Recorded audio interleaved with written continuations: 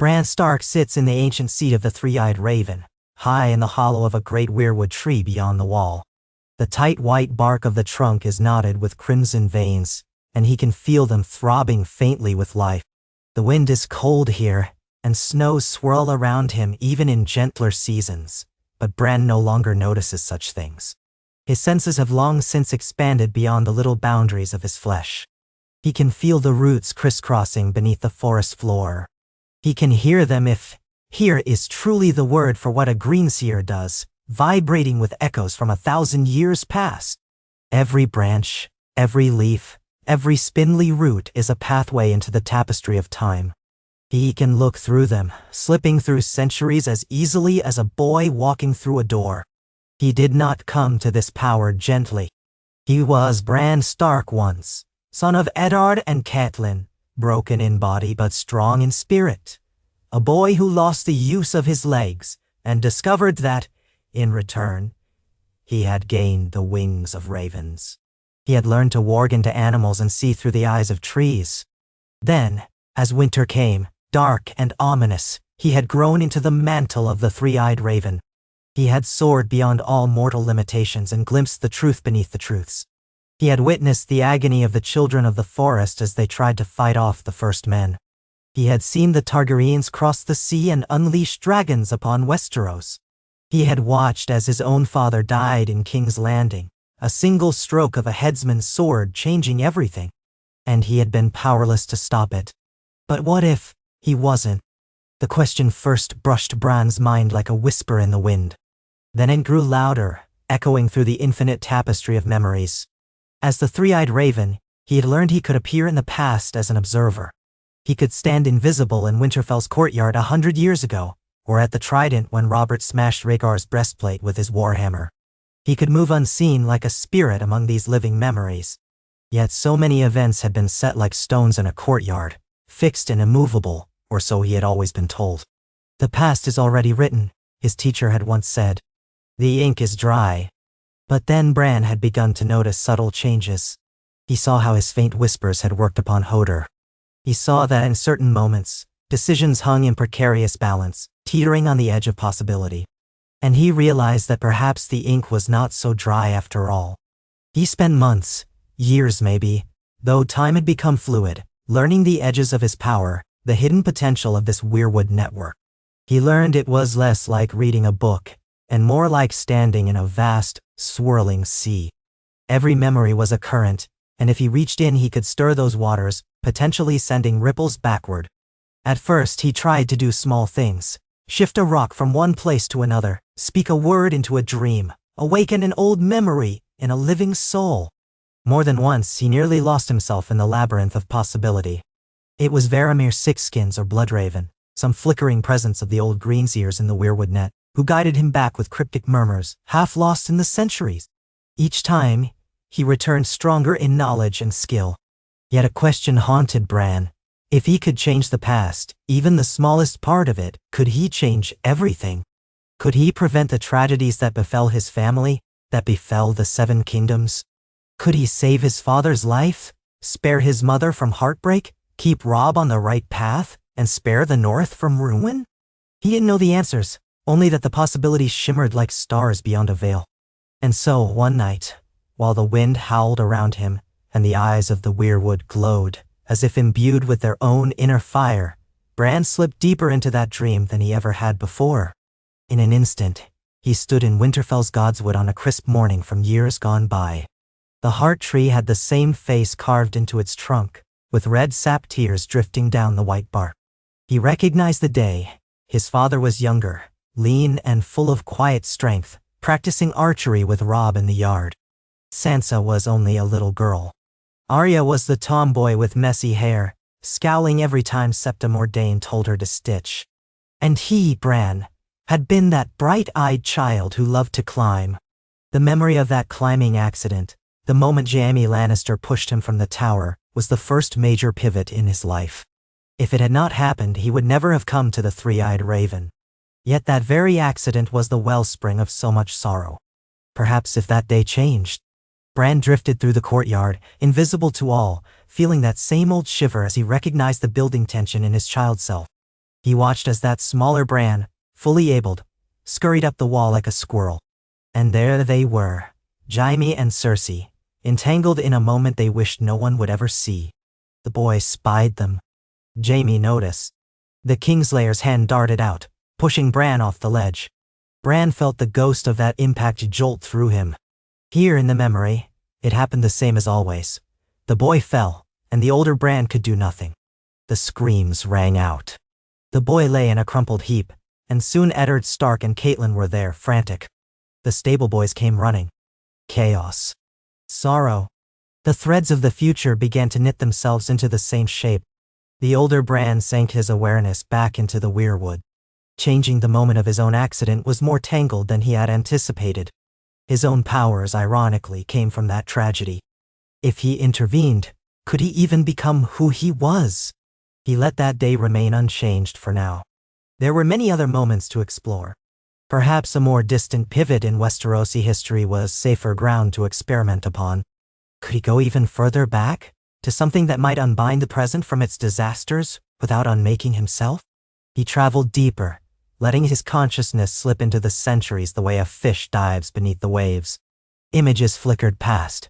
The Targaryen dragons, the field of fire, Aegon the Conqueror's landing. Another swirl took him to the night of the Tower of Joy, where his father fought the Kingsguard to rescue Lyanna Stark, only to find her dying in a bed of blood. Bran saw that sorrow etched on Ned's face. He saw the tiny child, Jon Snow, born in secrecy. That was the central hinge, he realized. If that changed, everything might unfold differently. If Robert knew the truth of Jon's parentage. Yet Bran hesitated. Jon, his brother, his friend, still lived. That was a good thing. Would revealing his parentage earlier help or harm him? Would Robert Baratheon try to kill Lyanna's boy as a Targaryen pretender, or would he find compassion in the memory of his old love for Lyanna? Bran wasn't sure. He hesitated, letting the moment pass as it once did. Perhaps that wasn't the place to begin. Then another pivot suggested itself, shining in the dark recesses of the trunk lines, the Great Council of 101 AC, when the Targaryens debated succession and the seeds for the Dance of the Dragons were sown. That brutal civil war shaped the destiny of House Targaryen, weakening them before Robert's rebellion, leading ultimately to the vulnerability that ended their long reign. If that war had never happened, if the Targaryens had remained stable, would Rhaegar have ascended the throne peacefully? Would the Seven Kingdoms have avoided so much bloodshed?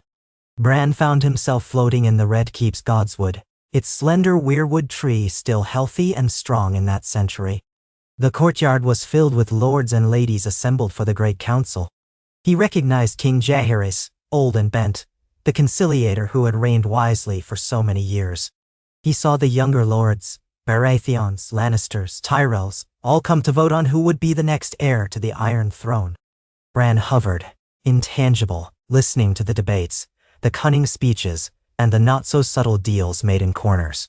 Lenora Valerian had his supporters, Rhaenys Targaryen had hers, but in the end, the council would pass them over for Viserys I Targaryen, a man whose own reign would be peaceful on the surface, but would soon be followed by a bitter civil war. Rhaenyra and Aegon II would tear the realm apart. Bran watched it all as though it were happening again. Perhaps it was.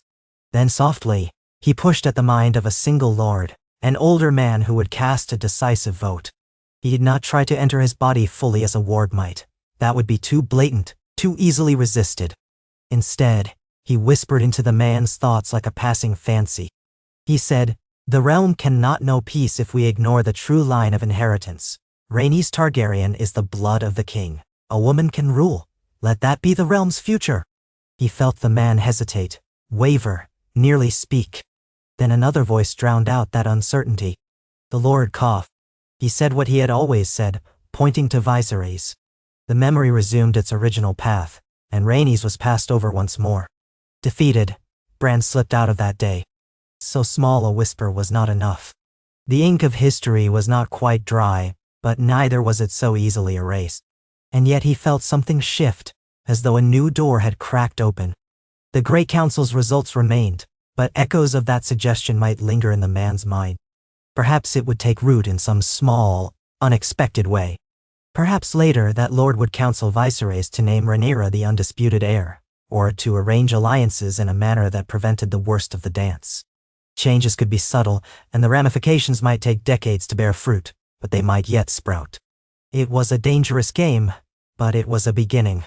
Bran withdrew to the present, or what he called the present. The wind beyond the wall still roared, the snow still fell.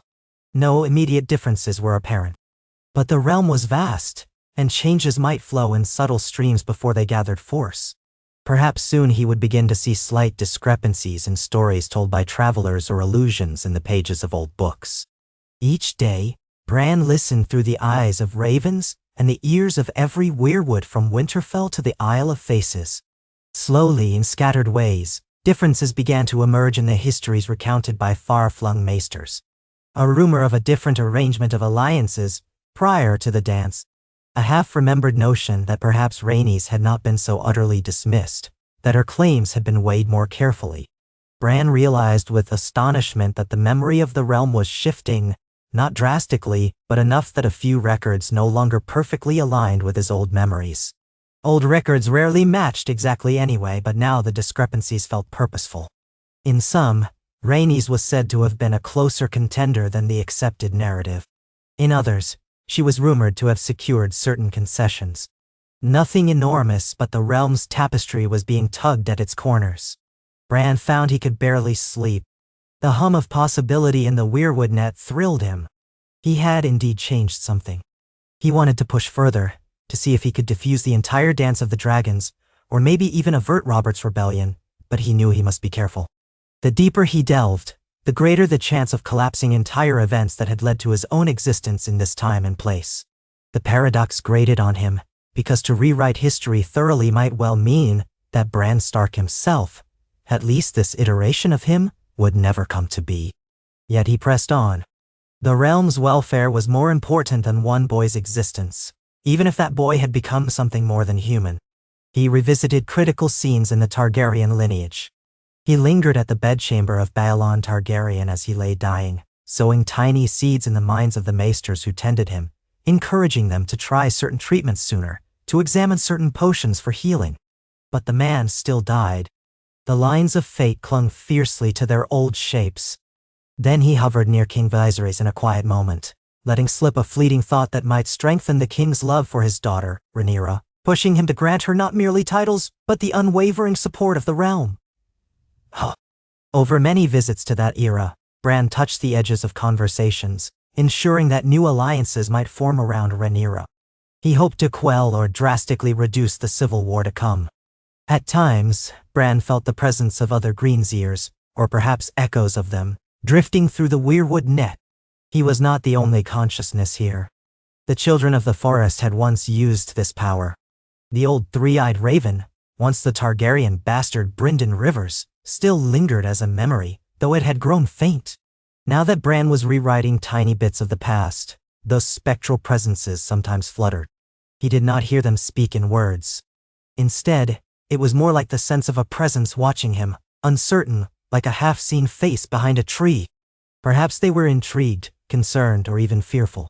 Yet none tried to stop him. Perhaps they understood that the realm's future had been one of unrelenting bloodshed and winter. If Bran's changes might lessen that, maybe they would let him try. He traveled next to the era of Robert's rebellion, that fateful time that ended Targaryen rule. He found himself in the Godswood at Riverrun, for at that time, his mother Catelyn was a young maiden betrothed to Brandon Stark, his uncle. Brandon would die at the hands of the Mad King, which would set off a chain reaction that brought Ned Stark to marry Catelyn. And thus Bran would be born in first place. He hovered among the red leaves, feeling them sigh in the warm summer breeze of a younger year. He heard the chatter of Catelyn and Lysa in the courtyard. Brandon's voice was there, full of brash confidence. "I'll ride to King's Landing soon," he was saying to someone. He had heard rumors that Rhaegar Targaryen had absconded with Lyanna Stark. The realm was on the brink. This was a tipping point. If Brandon had not ridden so hastily, if he had listened to counsel, perhaps he would not have died so senselessly in the Mad King's trap. Then Ned would never have been forced to become Lord of Winterfell prematurely. The entire shape of the rebellion might have changed. Bran approached Brandon's mind like a ghost. He saw a swirl of anger and love for Lyanna, a protective urge that overshadowed all caution. But that was the day's reality. An impassioned older brother, furious that some Targaryen prince had run off with his sister. Logic would not easily cool his blood. But Bran tried anyway. He whispered, "Wait. Gather your allies. Seek a peaceful resolution first. Do not go alone. Do not trust the Mad King's mercy." The words rippled through Brandon's mind as he buckled on his sword belt. The young heir to Winterfell hesitated by the stables, face clouded. For an instant, Bran thought the man might step back, think carefully, or at least consult his father, Lord Rickard. Yet then Brandon's jaw tightened. He swung into the saddle. Off he galloped, the same fiery man of old. The memory resumed its grim path. The whisper had not changed him enough. But a second whisper might, thought Bran.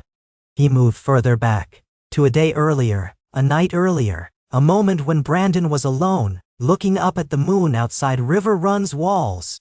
"There," Bran whispered again, "your father taught you patience. Write to him first. Tell him what you suspect, so he can act in your stead. You do not ride alone." It was the same message, repeated with more urgency while the man's anger had not yet fully hardened. Brandon's brow furrowed and he tossed on his bed, uncertain. Again, the memory ended as it always did, with Brandon riding too soon. But perhaps the seed was planted. Perhaps a slight hesitation would cause him to speak differently the next day, or maybe he would confide in a friend who in turn might alter something else. Bran sensed the complexity growing. To change a single event, one had to weave subtle suggestions across many moments leading up to it. It was like pushing a great boulder up a mountain. One tiny shove would not suffice. He returned to his present, once more beyond the wall, once more enveloped by swirling snow. Days passed, or maybe weeks. He listened to the stories traveling by Raven.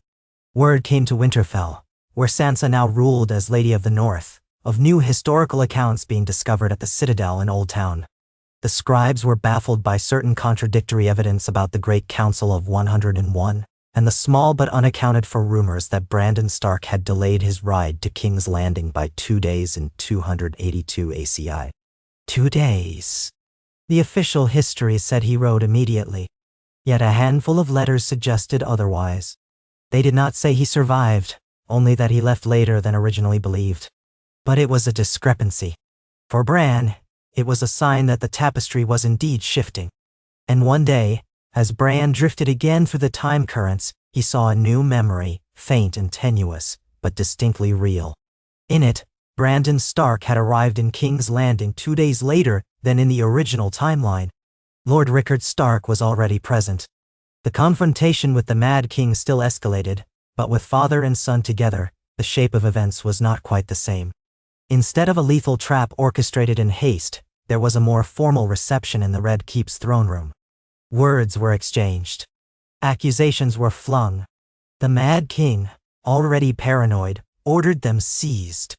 This time, the method of execution was more cunning. Aerys demanded a trial by combat, forced them into a rigged scenario. Brandon still died, as did Rickard.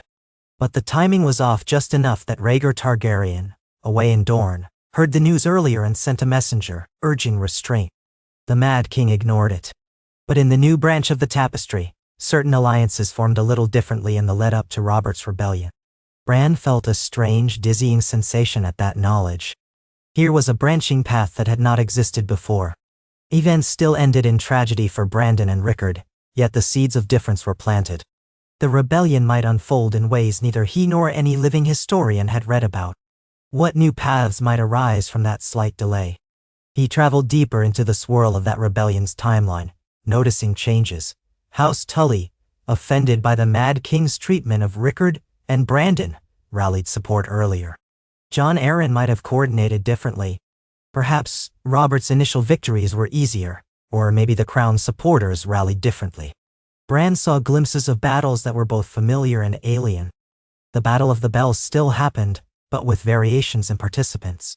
Stony Sept might have fallen sooner if not for Rhaegar's subtle attempts to intervene, attempts that, in the old timeline, had been overshadowed by the heartbreak of Lyanna's disappearance and the Mad King's cruelty. The more Bran looked, the more complicated it all became, like a massive tapestry unraveling before his eyes and reweaving itself. He realized he was not content merely to watch these changes. He wanted to shape them in a more direct fashion. Why let Brandon die if he could be saved? Why let the Mad King's cruelty proceed if it could be thwarted by earlier alliances and warnings? With caution, he sought out another critical moment. Rhaegar Targaryen perhaps was the key. If the prince had not run off with Lyanna, though she had gone willingly, as many believed, would everything have been different? Bran tried stepping into that memory, to the tourney at Harrenhal, where Rhaegar crowned Lyanna the Queen of Love and Beauty. The seeds of their romance were planted there. If he could quell that spark, or if he could let it flower more openly, might that have saved countless lives? Hovering like a ghost in the Godswood by Harrenhal, Bran watched that fateful tourney. The cheers, the horses, the colors fluttering in the wind, the living tapestry of knights come from all corners of the realm.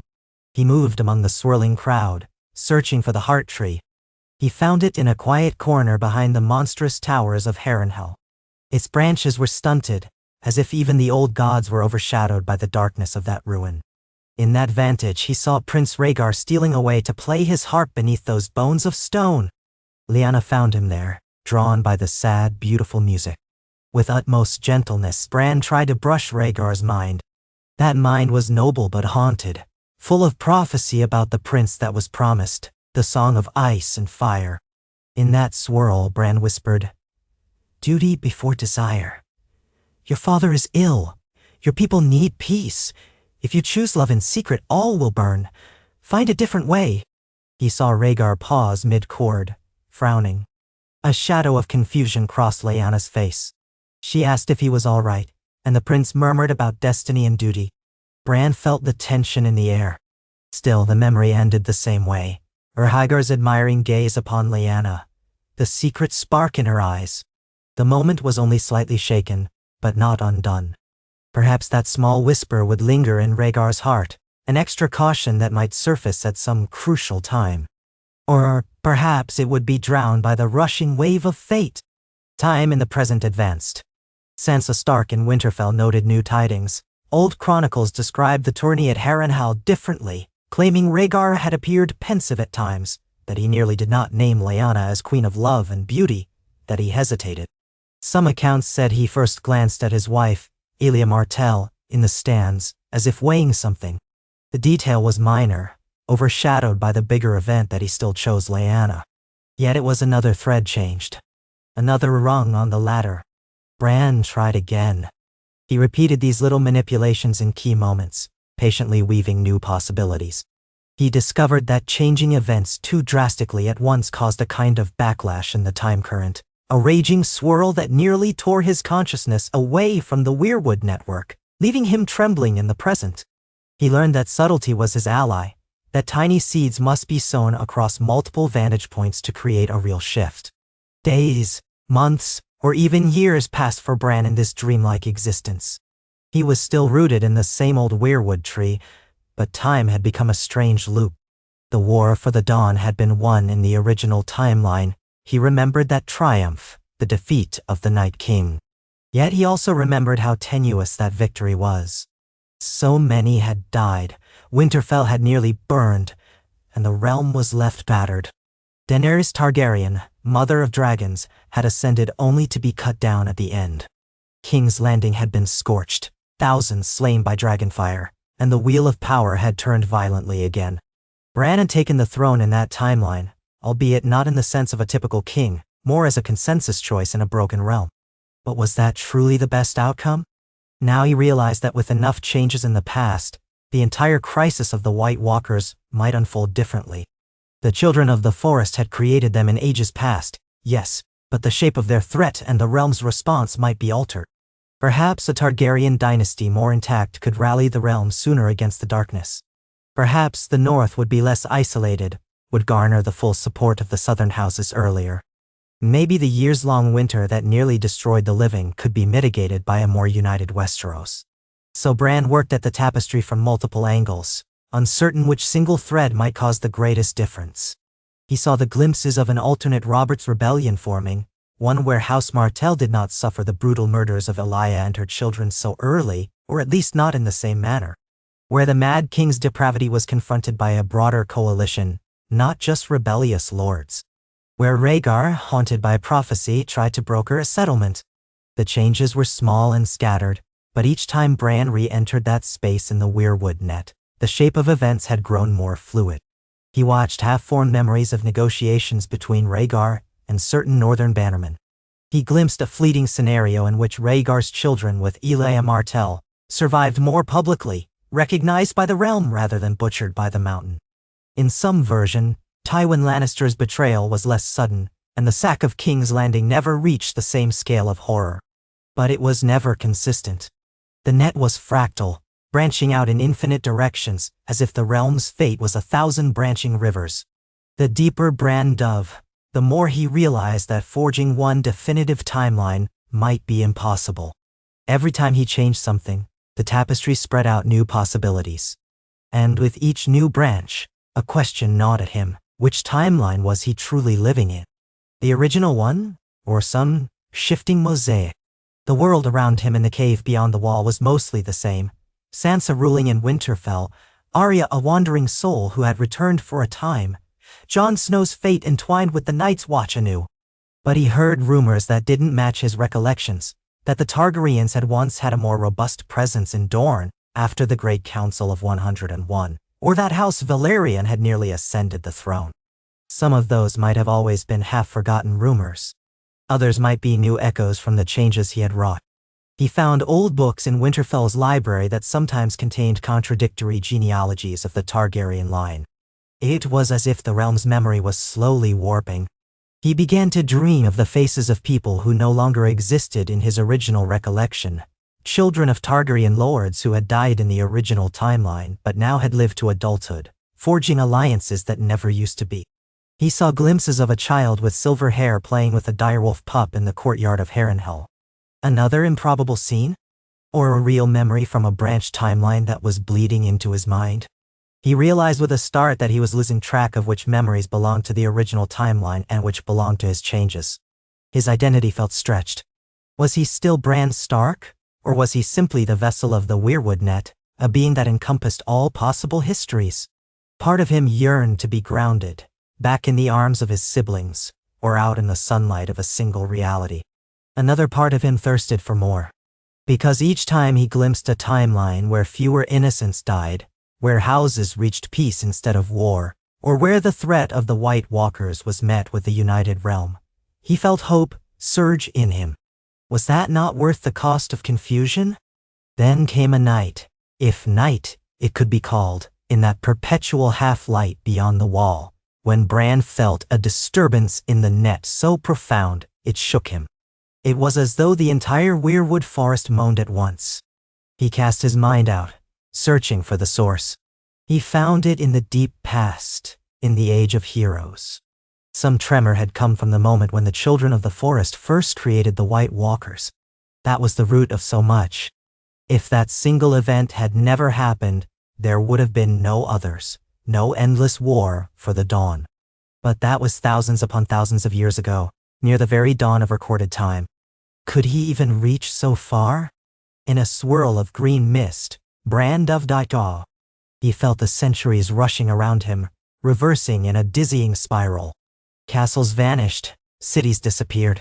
The Seven Kingdoms became a sprawl of smaller kingdoms, then even smaller enclaves, until he was in the time of the first men. The Weirwood net was younger, the faces on the trees freshly carved, the children of the forest more numerous. He was not sure if any part of him existed in that age. There was no stark line he could inhabit, no convenient vantage. But he could cling to the Weirwood. Indeed, the Greenseers of that age were strong. They felt his presence like a ripple in a pond. He saw the ceremony. The children, desperate to combat the first men who were invading their sacred groves, pinned one of the men to a weirwood tree. Dragonglass pierced the man's chest. A swirl of magic, ancient and terrifying, took root. The man's eyes turned an icy blue. The White Walkers were born. Bran shuddered at the sight.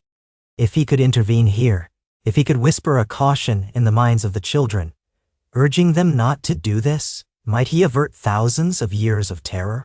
But the old Greenseers were powerful, and their minds were closed to him. They sensed him as an intruder. In that moment, he felt a tidal force push him away, something older, mightier than he was. It was the raw magic of the earth, the old gods themselves, or whatever powers overshadowed them all. The ceremony continued, unstoppable. Still, Bran tried. He hovered again the night before that creation took place, seeking out the leading child who would perform the act. He whispered, in the ancient language, as best as he could. He tried to conjure knowledge of the devastation that the White Walkers would one day bring. He tried to show glimpses of the long night, the horrors that would plague the realm. He felt the child of the forest stiffen in confusion, a flicker of alarm passing in those large golden eyes. But the child's desperation was too great. The whisper was not enough to override an entire species' survival instinct. The next day, they performed the ritual. The White Walkers were born again. Bran withdrew, shaken, to the present.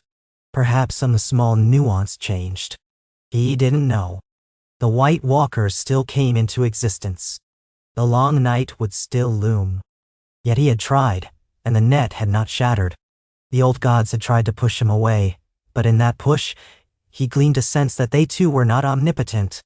They merely acted out their own desperation. The children never meant to create an unstoppable scourge. They meant to save themselves. In that knowledge, Bran found a strange comfort. The realm's story was a tragic cycle of mistakes and consequences, yes, but it was also full of tries, noble tries, desperate tries, misguided tries. All was fluid. All was a sea of cause and effect. And perhaps in that fluid sea, even the darkest threads could be mitigated. He turned his attention forward again, to see how far his meddling in more recent centuries might have improved the realm's ability to stand against the White Walkers. He soared through time, checking glimpses of how the united or divided realms met the threat from the far north. In some branches, the Targaryens were still on the throne, but stronger, able to rally all the lords. In others, Robert's rebellion still succeeded, but in a less bloody fashion, leaving the realm more stable. In many versions, Ned Stark still ended up in King's Landing as Hand, but perhaps with less hostility from certain houses, so his downfall was not so abrupt. Sometimes, Jaime never shoved young Bran from the tower, yet in those lines, Bran never became the three-eyed raven. He could only watch that scenario from outside, feeling an ache in his heart. In that version, perhaps the boy Bran grew up whole, but then who was left to unify the knowledge of the old gods against the White Walkers? Did the realm lose more than it gained? Bran began to see that every change had costs as well as benefits. The Targaryens united the realm, but sometimes that unity devolved into tyranny if the line fell to madness again. If Ned Stark survived, perhaps certain alliances broke that otherwise would have formed to confront the Night King. If Bran never fell, the realm lacked a living bridge to the Weirwood net. If the White Walkers came earlier or later, different generations might face them with more or less readiness. The permutations were endless, and each one gave rise to a new swirl of time currents. Bran felt his consciousness fracturing under the weight of so many possibilities. He remembered the old warnings. A green seer who lingered too long in the past risked losing himself. Now he was risking losing himself in countless alternate pasts. He forced himself to return fully to the present moment, the original trunk of the Weirwood outside the cave. The night wind blew, the snow stung his face. His breath emerged in clouds. He opened his eyes, his real eyes, though they were milky and white, and saw his hands trembling in his fur wrappings. A flicker of fear went through him. Did he remember who he was? Bran Stark. The boy who fell from a tower, the warg, the last living greenseer, crowned king in an uncertain future. Or had that all changed now too? He recalled that in the original timeline, after the War for the Dawn, the lords had chosen him to rule, thinking his near omniscience would guide them truly. Yet, if those lords had different histories, if the Targaryens had never been deposed, if the White Walkers had been confronted decades earlier, might someone else now sit the throne, or might it not even exist? He was not entirely sure. The cave beyond the wall felt unchanged at least. That was comforting. But would that remain so if he continued to meddle? He took a moment to recenter himself, letting the hush of the ancient Weirwood soothe him. Time was not an unbreakable chain. It was a web. He had proven that. But webs could be fragile. Tear one strand too violently, and the entire structure might collapse. He wondered what that collapse would look like. Would the entire reality of Westeros unravel into paradox and chaos? Or would it simply snap back to some stable configuration, rendering his changes moot? Perhaps the old gods themselves had a role in that. He felt them now as watchers, behind the faces carved in every tree. They were not precisely guardians, nor were they malevolent. They were primal forces, memories of the children. They recognized a greenseer from the blood of men, and they allowed him to walk their paths, but only to a point. He was meddling in something older than the Seven Kingdoms. Still, he could not abandon hope. Some part of him believed there was a path, a single golden thread maybe, where the realm could know a more peaceful past and still be prepared for the White Walkers, a timeline that would not strip him of the power to unify men and dragonglass against the undead. If he could find that path, it might be worth all the risk. He would have to be more careful, more deliberate. He resolved to choose specific critical junctures and sow precisely the right seeds. He closed his eyes and sought that shining possibility. It took him through the centuries of Targaryen rule, searching for the moment they might have discovered the threat in the far north. Aegon the Conqueror had come to Westeros out of prophecy. If some whispered tales were true, he foresaw a great darkness.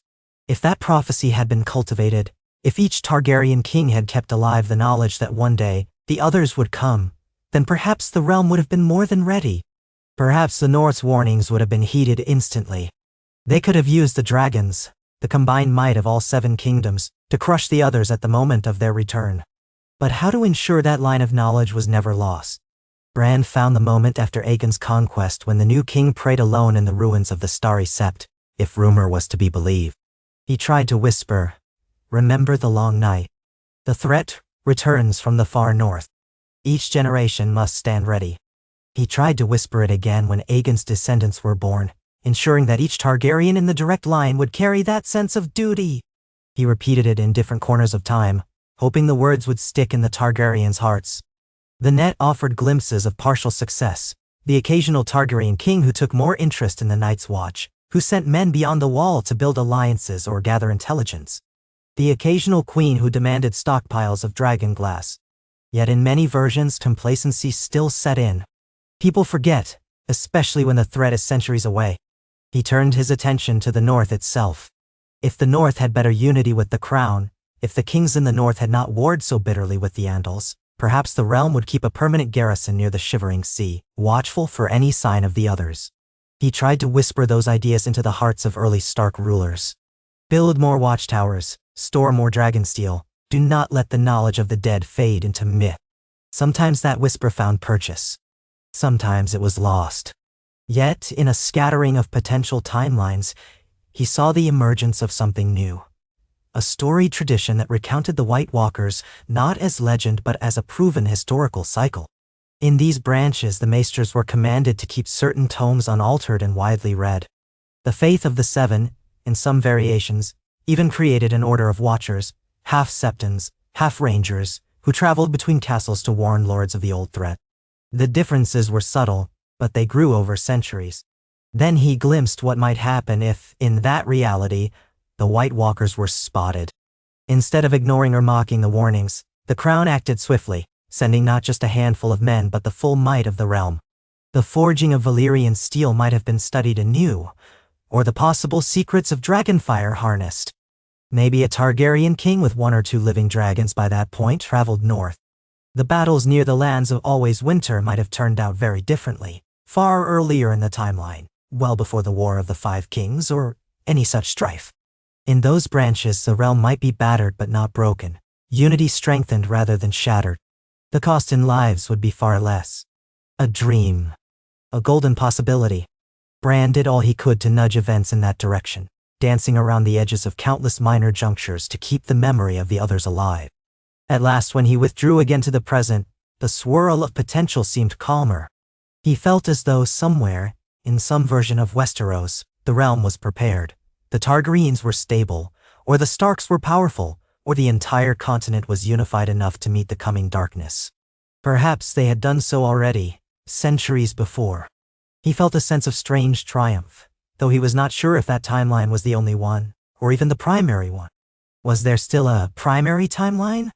The contradictions were many. He sensed the ghosts of them in the air, the faint impressions of different outcomes. In one timeline, House Stark had never lost its kingship of the North. In another, House Targaryen had never lost the Iron Throne. In yet another, the faith militant had grown strong enough to overshadow even the monarchy. But in each, the knowledge of the White Walkers had at least partially persisted. He opened his eyes, gazing out at the swirling snow.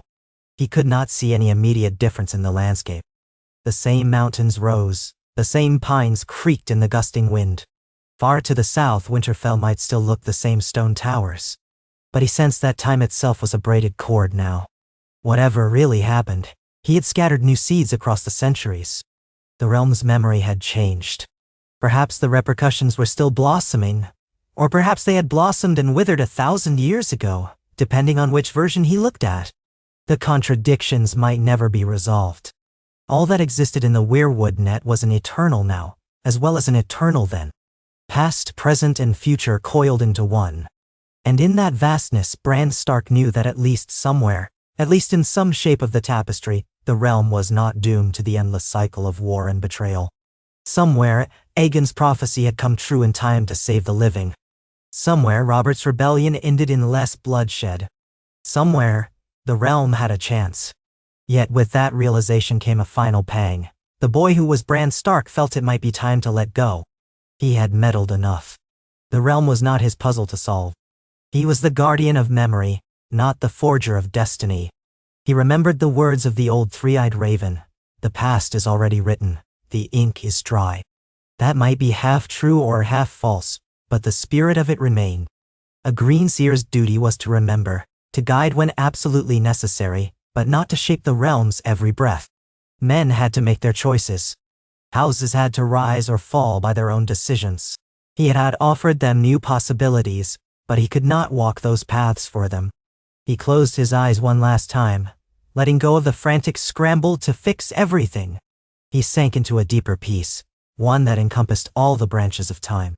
He felt them swirl around him, neither stable nor chaotic, but alive, like a living forest, each tree growing in its own direction, weaving roots into an ever-expanding network. He was part of that forest, a single root that touched many others. If the old gods permitted it, he would remain there, watching, quietly guiding. But he would not force the realm. He would simply keep the knowledge safe, so that whomever reached for it in the centuries to come might find it. For the fate of men was in their own hands.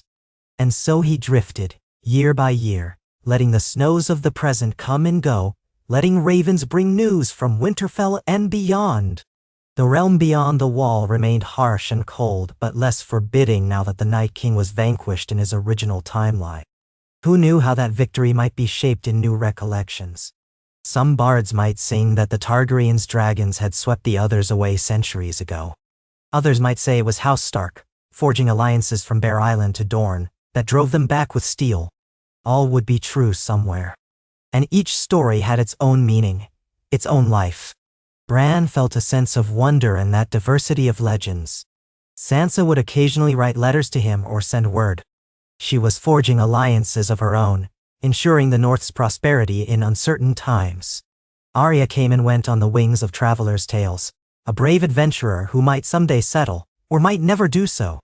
The free folk still roamed the far north, forging a new life in the wake of the threat's end. Jon Snow, who had once been king in the north, had chosen a path of quiet exile, or so the rumors said, though Bran's heart told him Jon would find peace at last. Life went on. War might still brew, but it was not the unstoppable cataclysm it once was. Perhaps new wonders would shape the future. The dragons might return again. The children of the forest might re-emerge or fade forever. Such mysteries were not for him to decide. Late one afternoon, Bran felt a stirring in the Weirwood net, a faint trembling. He closed his eyes and found himself drifting into a memory that felt new. A swirl of color, and he beheld the courtyard of Winterfell, not so long ago but changed. He saw Eddard Stark, still living, calling out to his children. Robb, Sansa, Arya, Bran, Rickon. Even Jon was there, recognized as the child of Lyanna, not as a bastard but as a ward. Ned's hair was more touched by gray, and the lines of sorrow on his face were not so deep. The children laughed. The courtyard was full of warmth. Caitlin was there too, gently smiling, no bitterness in her eyes. It was a memory of a life that had never been. Or perhaps a glimpse of a timeline where the tragedies that claimed Ned and eventually tore Winterfell asunder had been averted. Bran felt tears well in his real eyes, for that was the family he had longed for, the peace he had never truly known. Was it real? Was it just a daydream conjured by his heart's desire? He tried to approach, but the memory dissolved like mist.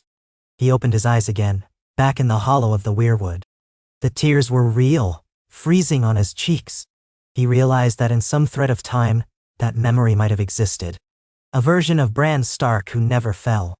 A version of Ned Stark who never left Winterfell, never lost his head on the orders of Joffrey Baratheon. A version of the realm that did not descend into the War of the Five Kings. But that world was not his. He was this Bran, the one who had paid the price in blood to become the three-eyed raven. He had sacrificed the warmth of that life for a power that might offer hope to all. Even if that hope only took shape in some half-hidden timeline, it was worth it. The realm was bigger than any single family's happiness. Yet how he wished he could step into that memory, just for a moment, and feel his father's arms around him, his mother's kiss on his forehead. He let the longing pass like a gust of wind. Duty remained. He was the watcher, the memory keeper. If he had done enough to give the realm multiple ways forward, some safer, some more stable, then perhaps that was all anyone could ask. If, in some branches of time, men still repeated their old mistakes, well, so be it. In the flux of possibility, there was always another chance. No single timeline could be perfect, because men's hearts were flawed, and fate had a way of complicating even the noblest intentions. But possibility was better than inevitability. The realm was free now to shape its own destiny, not bound by a single tragic script. And so Bran withdrew from the swirl of meddling. He let go of the compulsion to tweak every subtle conversation in the past. He became more of a silent guardian again, as Bloodraven had once been, observing, remembering, occasionally whispering, a caution to a wandering dreamer. His powers remained formidable, but he used them sparingly, to protect the living from threats too large for them to see. He did not create an entire utopia. He did not unravel all the tragedies. He simply pried open a door in time that had long been locked, letting in fresh air. If the realm had the will to walk through that door, it could. If not, then so be it. Occasionally, he wondered how future maesters would write the history of this era. Would they compile all these contradictory versions into a single volume? Would they declare half of them heresy? Or would they write simply that the realm's memory had become uncertain, with old records contradicting new ones, scribes squabbling over what truly happened? Perhaps they would blame the scattered state of knowledge after the wars, or accuse some lords of rewriting genealogies for political gain. No one would ever suspect that a Greenseer had tampered with the very root of time. Sometimes he found himself smiling, for the realm had always been replete with rumored conspiracies. Why not one more? And if that conspiracy brought a measure of hope instead of despair, perhaps it was the best secret of all. A secret known only to Bran, the last Greenseer, and to the silent gods that dwelled in the trees. He would keep it, as a father keeps a child safe in his arms. That was the duty he had taken upon himself. He was no longer merely Bran Stark, but a guardian of the realm's potential futures, both the good and the bad. Somewhere, the realm's story was kinder, and that knowledge was enough. Though time blurred for him, the days in the physical world still marched forward. One evening, Mira Reed visited the cave. She had returned north for reasons of her own, guided by a dream to seek out the boy she had once protected on the journey beyond the wall. Bran was older now, in mind if not in body. The magic in the Weirwood sustained him. She saw the distant look in his eyes, the quiet sadness, and the flicker of warmth when he recognized her. She asked, "Bran, are you all right?" He told her he was as all right as he could be, carrying centuries of memories in a single mind. She asked why he lingered here alone when the realm might welcome his guidance in person. He tried to explain that he was needed here, that he had meddled enough, that his presence in the south might further confuse the fragile tapestry of events. She did not fully understand, but she stayed for a while, kept him company, and made him laugh with stories of her brother Jojen, and how the reeds in the neck were flourishing again. Then she left, promising to return. Alone once more, Bran let his mind drift in the net, but carefully. He no longer soared to every pivot point of history. Instead, he observed.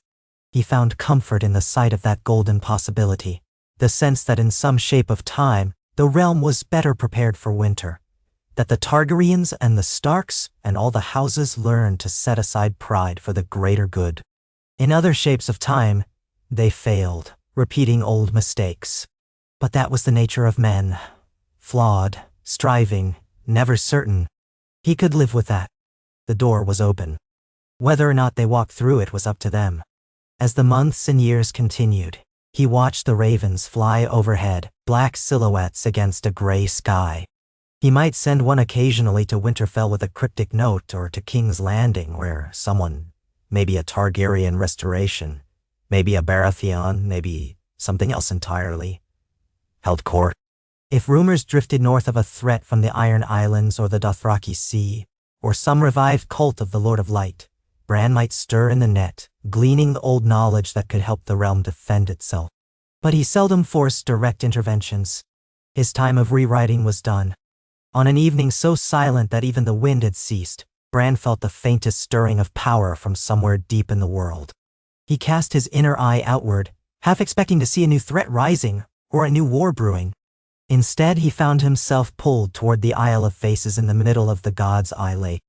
That mysterious place where the green men tended the Weirwoods had long been a nexus of ancient magic. There, he saw a gathering of figures in hoods, human, or mostly so. One figure stepped forward, an old man with bright green eyes, looking into the carved face of the Weirwood.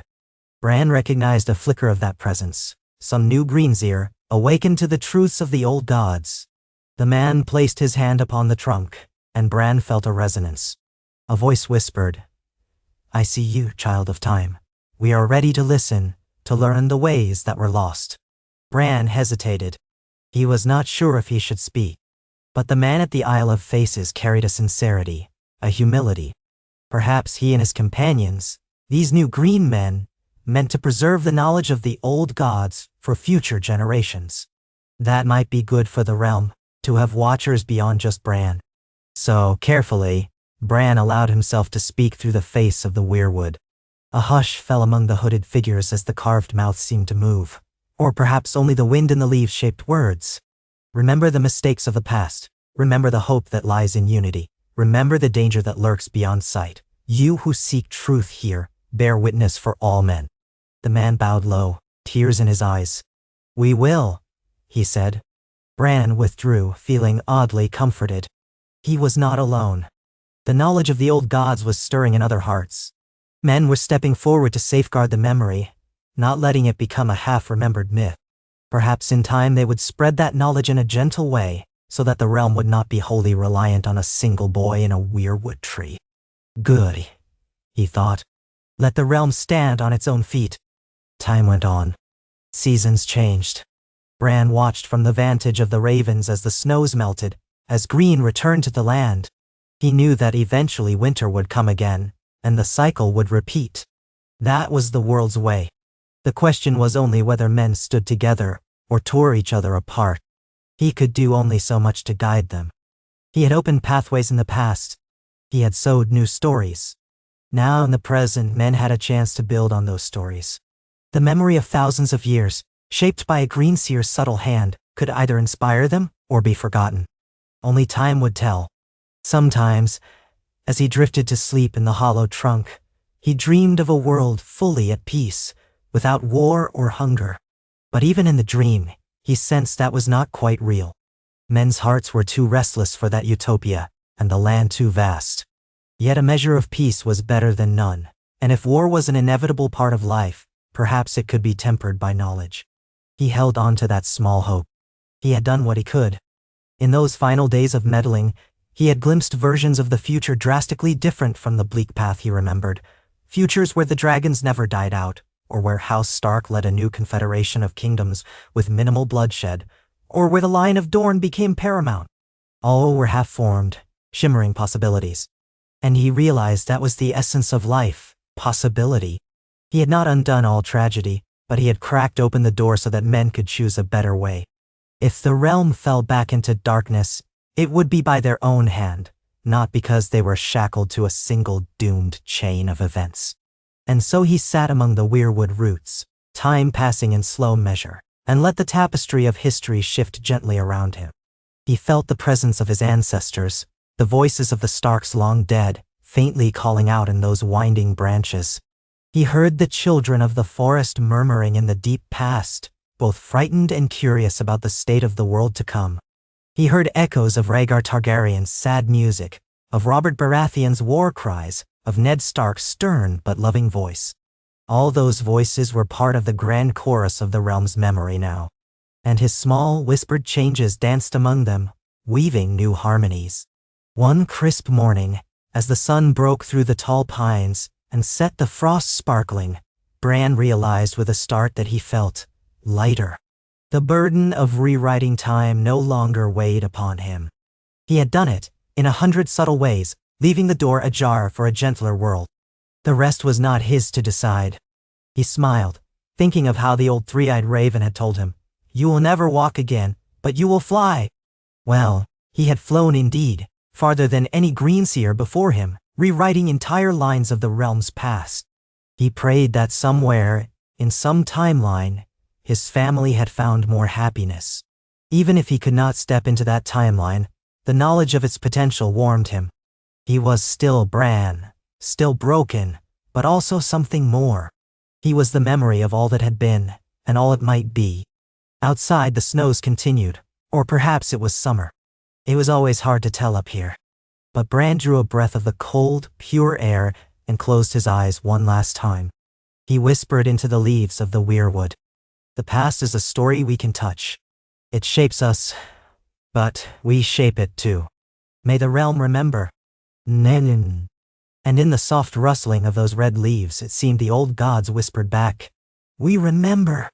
Bran Stark sat in stillness, the pallor of frost clinging to his cheeks, his cloak motionless in the windless cold, his thoughts drifting through the vast tapestry of centuries. He had chosen not to stir the currents of time any further, yet those currents never truly went quiet. He could sense them in the back of his mind, subtle shifts, renewed tensions, new alliances. In the dreamlike realm of the Weirwood network, he caught half-glimpses of 1,000 worlds, each shaped by 1,000 hopes and terrors. He could not say how long he had kept his vigil here beneath the hollow hill of ancient roots.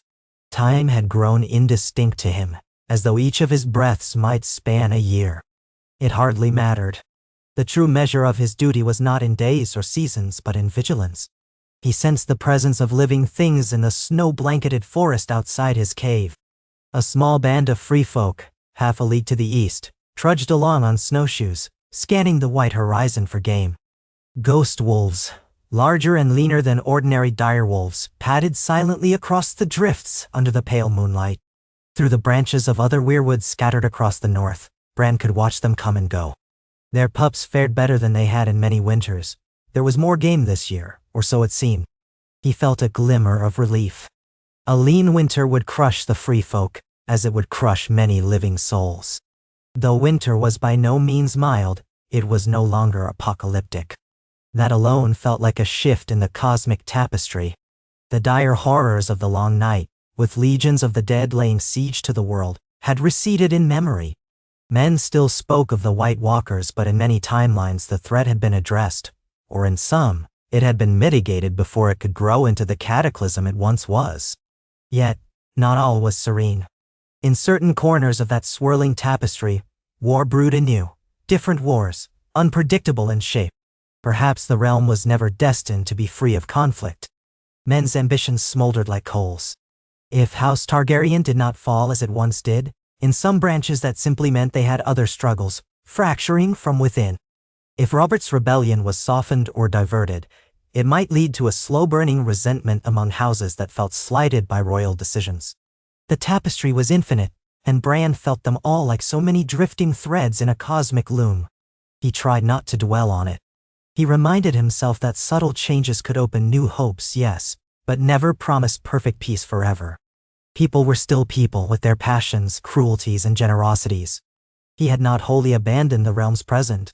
From time to time he reached out through the eyes of ravens, and allowed himself to see the living world as it was today, whatever today might mean in the timeline he occupied.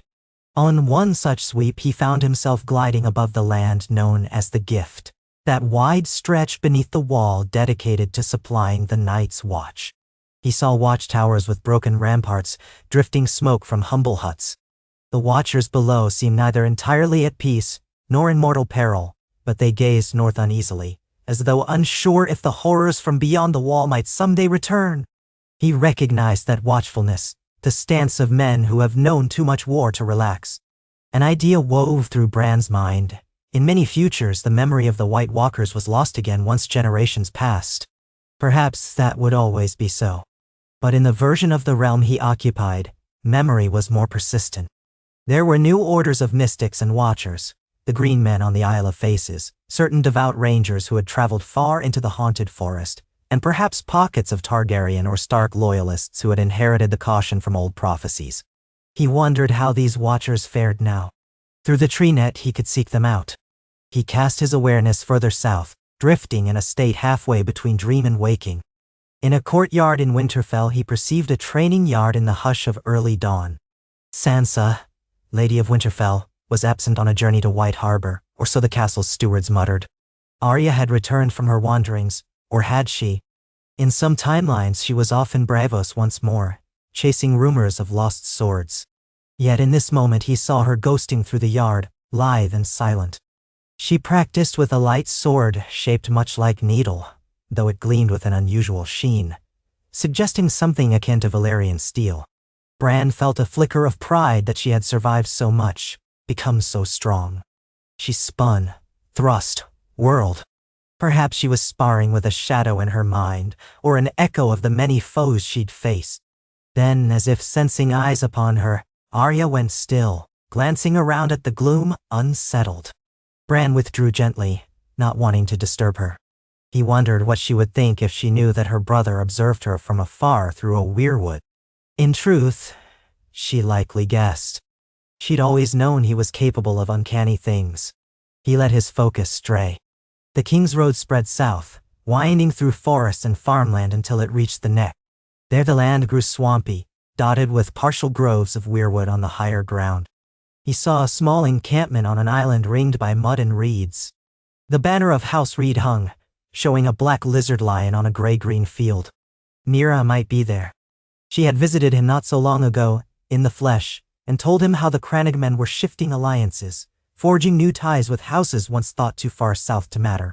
He drifted closer, letting the subtle presence of the weirwood net guide him to a vantage point. He spied Mira in conversation with a small group of men and women who wore hooded cloaks of mottled green, designed to blend into the marsh. Their voices were hushed, but through the rustle of leaves, Bran caught fragments of talk. Mention of new trade routes, of strangers from the east arriving in White Harbor with curious relics. Mira's expression was watchful, as if weighing whether these rumors might portend trouble or opportunity for the north. A pang of longing for simpler days welled in Bran's heart, but he reminded himself those days were gone.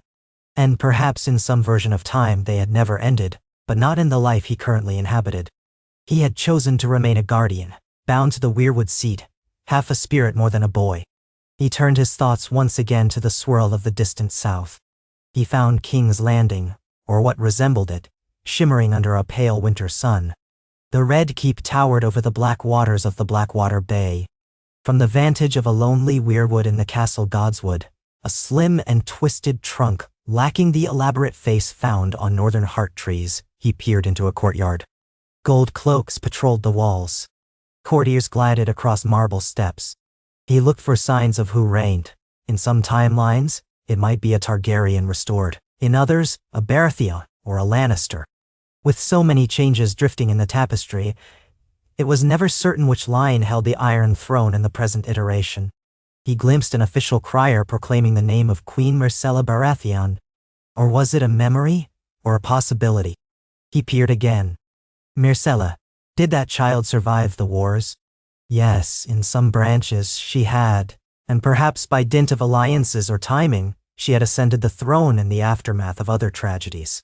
That was only one path. Yet here she seemed real, A slim young woman with golden hair, more measured than her father, Robert, had been, more gentle than her mother, Cersei, who in the original timeline had all but destroyed herself with paranoia. Myrcella addressed a group of lords in a small courtyard. She seemed calm, if a bit uncertain. Her voice rang clear, saying something about trade with Essos. Another crier announced that an envoy from Meereen would arrive soon. Meereen. That meant perhaps Daenerys Targaryen existed somewhere across the narrow sea, or had left a legacy that still mattered. Bran watched in fascination. Had the wars proceeded differently, so that Myrcella survived, Joffrey and Tommen perhaps not ascendant at all? Or maybe Joffrey had never been born in that shape, or he'd died earlier, or Myrcella had outlived him somehow. The details were murky. Even as he tried to focus, the memory of the old events flickered. Sometimes he recalled that Joffrey had died at his wedding feast. Sometimes he recalled an entirely different fate. The tapestry refused to stay pinned to any single version. But in the present moment that Bran perceived, Myrcella was queen, forging her own alliances. He felt an odd fondness for the girl, remembering that in the original timeline, she had been a gentle spirit, far from the cruelty of her older brother. His perspective slipped from the courtyard to the Godswood, where a man knelt alone beneath the pale trunk, a man wearing polished armor marked with the sigil of House Martell. Doran Martell's line? Possibly. The man prayed quietly. Bran felt the shape of his thoughts. He prayed for peace in Dorne, for justice for the fallen of House Martell, and for a new era of cooperation with the Iron Throne. The man's eyes opened, as though sensing a presence. Bran eased back. He had no wish to disturb him. In that moment of withdrawal, a ripple of other visions overtook Bran. He found himself seeing the dragon pit on the Hill of Rhaenys, half in ruins or half rebuilt, depending on the timeline. Flickers of dragon-shaped shadows passed overhead, though he could not tell if these were living dragons or only the echoes of history. He saw a swirl of memories. The day Aegon the Sioux and Rhaenyra contended for the throne, the day Daenerys Targaryen set foot in that ancient site, the day some future Targaryen might attempt to re-establish a dragon roost. Each vision overlapped, ephemeral as smoke. Bran had long grown accustomed to these layered glimpses. He no longer tried to parse them all. They were simply the story of Westeros, all at once. He pivoted to calmer ground, letting his consciousness drift away from King's Landing. He found the trident rolling across wide plains in the Riverlands. There, the memory of war was deep. The fields had seen countless battles across centuries. Now, in the present, he observed local farmers tilling the riverbanks, stooped with labor, their expressions weary but determined. Armed patrols rode by bearing the banners of House Tully, a leaping trout on a field of red and blue. Bran took mild comfort in the fact that House Tully was still recognized here. In some variations, other houses had supplanted them. Through a hush of weirwood leaves at the edge of a riverside grove, he listened to the farmers' gossip. They spoke of another rebellion rumored far to the west, near Lannisport, where a faction of lesser Lannister cousins claimed a right to autonomy. Or so the rumor went. The farmers seemed less concerned with that than with the price of wheat and the approach of a new levy. War, taxes, worry. So it had always been. Yet he sensed the region was more stable than it had been under the chaos of the War of the Five Kings. Fewer villages lay in smoldering ruin. That alone was a quiet victory. A hush fell over Bran's reflections as he returned once more to his seat in the cave beyond the wall. He could hear the slow drip of melting icicles. The realm was heading towards spring, or at least a lull in winter's fury. He felt glad for that. He also felt how time pressed upon him, or rather how the illusions of time tugged at him from every side, urging him to delve deeper, to refine or intervene again. But no, he had sworn he would no longer try to shape the realm so directly. The door was open, let men walk through or not. Yet one evening as the pale northern lights shimmered across the sky, he felt a disturbance unlike the subtle currents of daily life. This was something older, more potent. It tugged at him from the far east across the sea. He had not ventured often into Essos through the Weirwood net. The old gods had fewer roots there, although small enclaves of Weirwood had been carried overseas by wandering children or devout explorers across ages. The presence was faint, yet it pulsed with a raw intensity. A memory, or a destiny, or some forging of magic. Curiosity and concern stirred in Bran's mind. If the realm to the east was in turmoil, that turmoil might well spill into Westeros, as so often it did. Perhaps it was wise to take a closer look. He cast himself along the faint lines of Weirwood presence. It was tricky. The trees were rare there, but some had been planted in the Braavosi temples to foreign gods, or in private courtyards of wealthy collectors in Volantis, or in secret enclaves across the inland deserts. He found one in a hidden garden in Pentos, lovingly tended by a man who claimed descent from ancient Valyria. The tree was not large nor carved with a face, but it was a genuine weirwood sprout, carefully cultivated. Through its slender trunk and leaves, Bran tried to sense the broader land. He felt the dryness of the Essosi plains, the chaotic swirl of caravans, the boom of new trade routes, the shifting powers. Deeper still he searched, letting his mind rove. He drifted into the labyrinthine streets of a city with towering black walls. Volantis, he guessed, or perhaps Meereen. There was a temple with a searing red flame at its heart, the devotees chanting praises to Erlor, the Lord of Light. The crackle of fire was so strong that Bran almost flinched back. It was magic, a kind of magic wholly different from the green dreams. He caught a fleeting sense of priestesses in red robes, gazes shining, seeing visions in the flames. One particularly powerful presence turned her eyes upward, as if she sensed a watcher. Bran withdrew before she could latch onto him. He had no wish to tangle with red priests who might burn every weirwood they found. He tried another vantage, discovering a remote orchard near the port city of Pentos.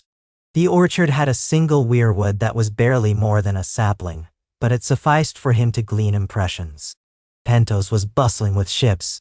He saw galleys loaded with fresh gold from newly opened mines in the east. He saw travelers from the Dothraki Sea bringing spoils, setting up exotic markets.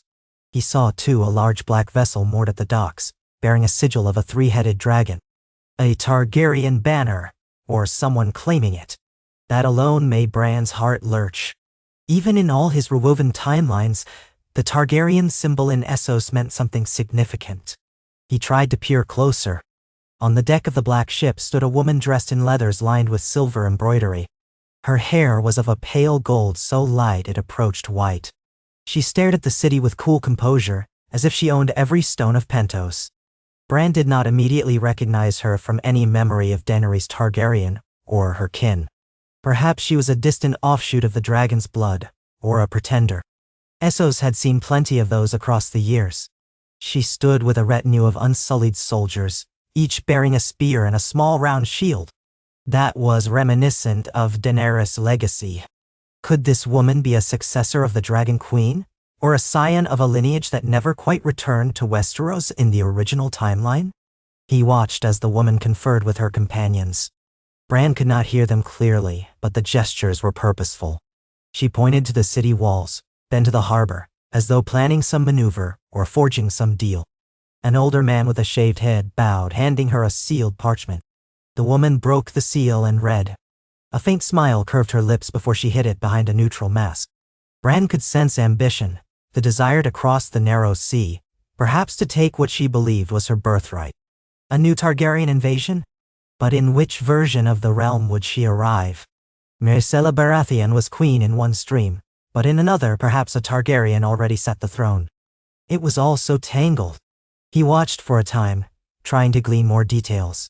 The woman's name he could not hear, though he caught a fleeting reference to the Lady of Embers. That was an unfamiliar title. She might have invoked the memory of dragons or even made alliances with the Red Priests. Bran noticed that half her retinue wore tokens of the Lord of Light. A swirl of disquiet stirred in him. The Targaryens historically had not often given themselves over to the Red God's worship. R'hllor's creed was more common in Essos. Could it be that in one version of events, the Targaryens fled across the sea, found new allies among the Red Temples, and forged an unholy, or at least uneasy pact? He withdrew again, letting the orchard fade. He found that the presence in the east persisted, tugging at him like a half-felt cord in the night. Something in Essos had the potential to reshape Westeros again, some new threat, or perhaps an ally. If the woman calling herself Lady of Embers came west with her unsullied and her black-sailed ships, she might lay claim to the Iron Throne, or forge new alliances, or wreak havoc. He had sworn not to meddle, yet a part of him knew that if a new cataclysm threatened to engulf the living, It was his duty to intervene, if only lightly. Just enough to ensure the realm did not descend into chaos so great that the door of possibility slammed shut. His mind turned over the question, how to act without repeating the dangerous game of rewriting. Perhaps he need only whisper caution into the minds of those who might be touched by the Weirwood net. A dream here, a vision there. Let the watchers in the north know that something stirred across the sea. Let the new green men on the Isle of Faces sense the approach of a power entwined with fire. A balance had to be maintained between fire and ice.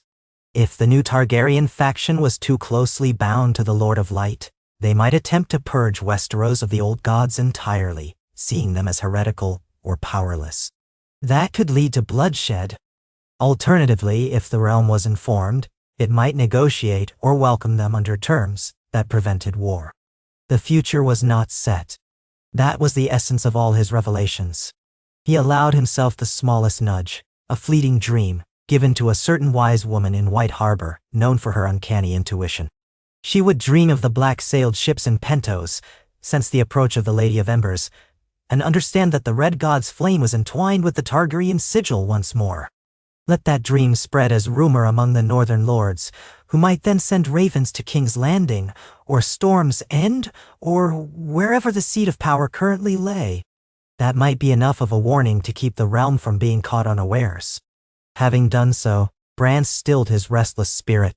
And indeed, some weeks later, word spread from White Harbor that an old wise woman had prophesied an arrival of the Black Drake upon the flaming tide. The story reached Winterfell and beyond. Many dismissed it as meaningless babble. Others found it unsettling. In King's Landing, whether ruled by Myrcella Baratheon or another monarch, the rumor was taken note of but not yet acted upon.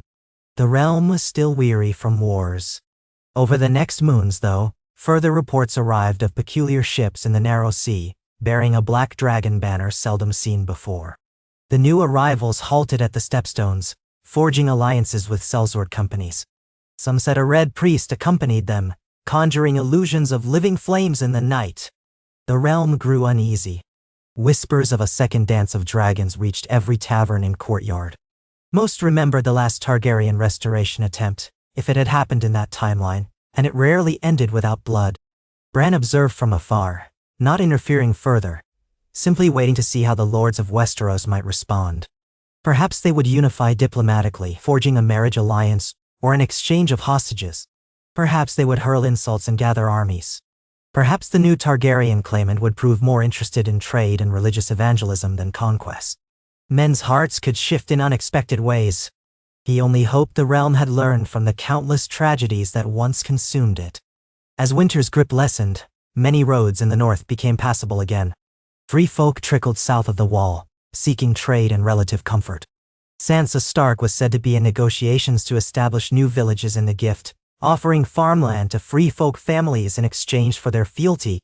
It was a risky proposition but hinted at a gentler policy than in the old days when the wildlings were viewed as foes. Bran felt a subtle pride in his sister. She had grown into a pragmatic ruler, if somewhat guarded by her many trials. If the new Targaryen faction arrived, Sansa might either treat with them or oppose them. Bran could not be certain. Every day was a shifting question. One dawn, he felt a peculiar shift in the Weirwood net near the Isle of Faces. He drifted there in spirit, finding the green island veiled in morning mists. The green men who tended those ancient trees were assembling in a clearing. Some wore robes of deep emerald, others of dusky brown. At their head stood that older figure Bran had glimpsed once before, the one who had called out to him across the net. The man addressed his fellows in a measured voice, telling them that the times were changing, that rumors from the east could not be dismissed, that the old gods must not be drowned out by foreign flames. He counseled peace, but preparedness. The green men murmured in agreement, then turned to a new initiate among them. That initiate was young, barely more than a boy, but the boy's eyes shone pale green in the morning light. He seemed to listen attentively.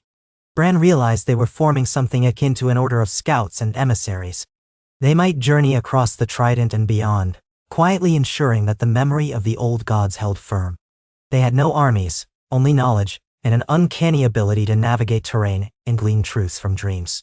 It reminded Bran of the ancient pact between the first men and the children of the forest, a time when men and nature strove together. He felt a ripple of gratitude that even in a realm so changed, something of that bond survived. Perhaps if the Targaryen woman with her red priests arrived, these green men could serve as ambassadors, bridging the gap between the worship of our lore and the worship of the old gods. Or perhaps they would be forced into conflict. Only time would tell. Days became weeks, and rumors intensified. The black-sailed ships had indeed landed on the east coast of Dorne, near the Greenblood, at the invitation of certain Dornish lords, who were disenchanted with the current royal line. Or so the stories went. A new alliance formed under the banner of House Martell, or a cadet branch, who recalled the old ties to the Targaryens through Elia Martell. Some said the Lady of Embers had promised to restore glory to Dorne if they recognized her claim to the Iron Throne. Others said she carried a secret weapon, a dragon hatchling hidden in the hull of her flagship. No one knew for certain. But panic or excitement spread depending on one's loyalties.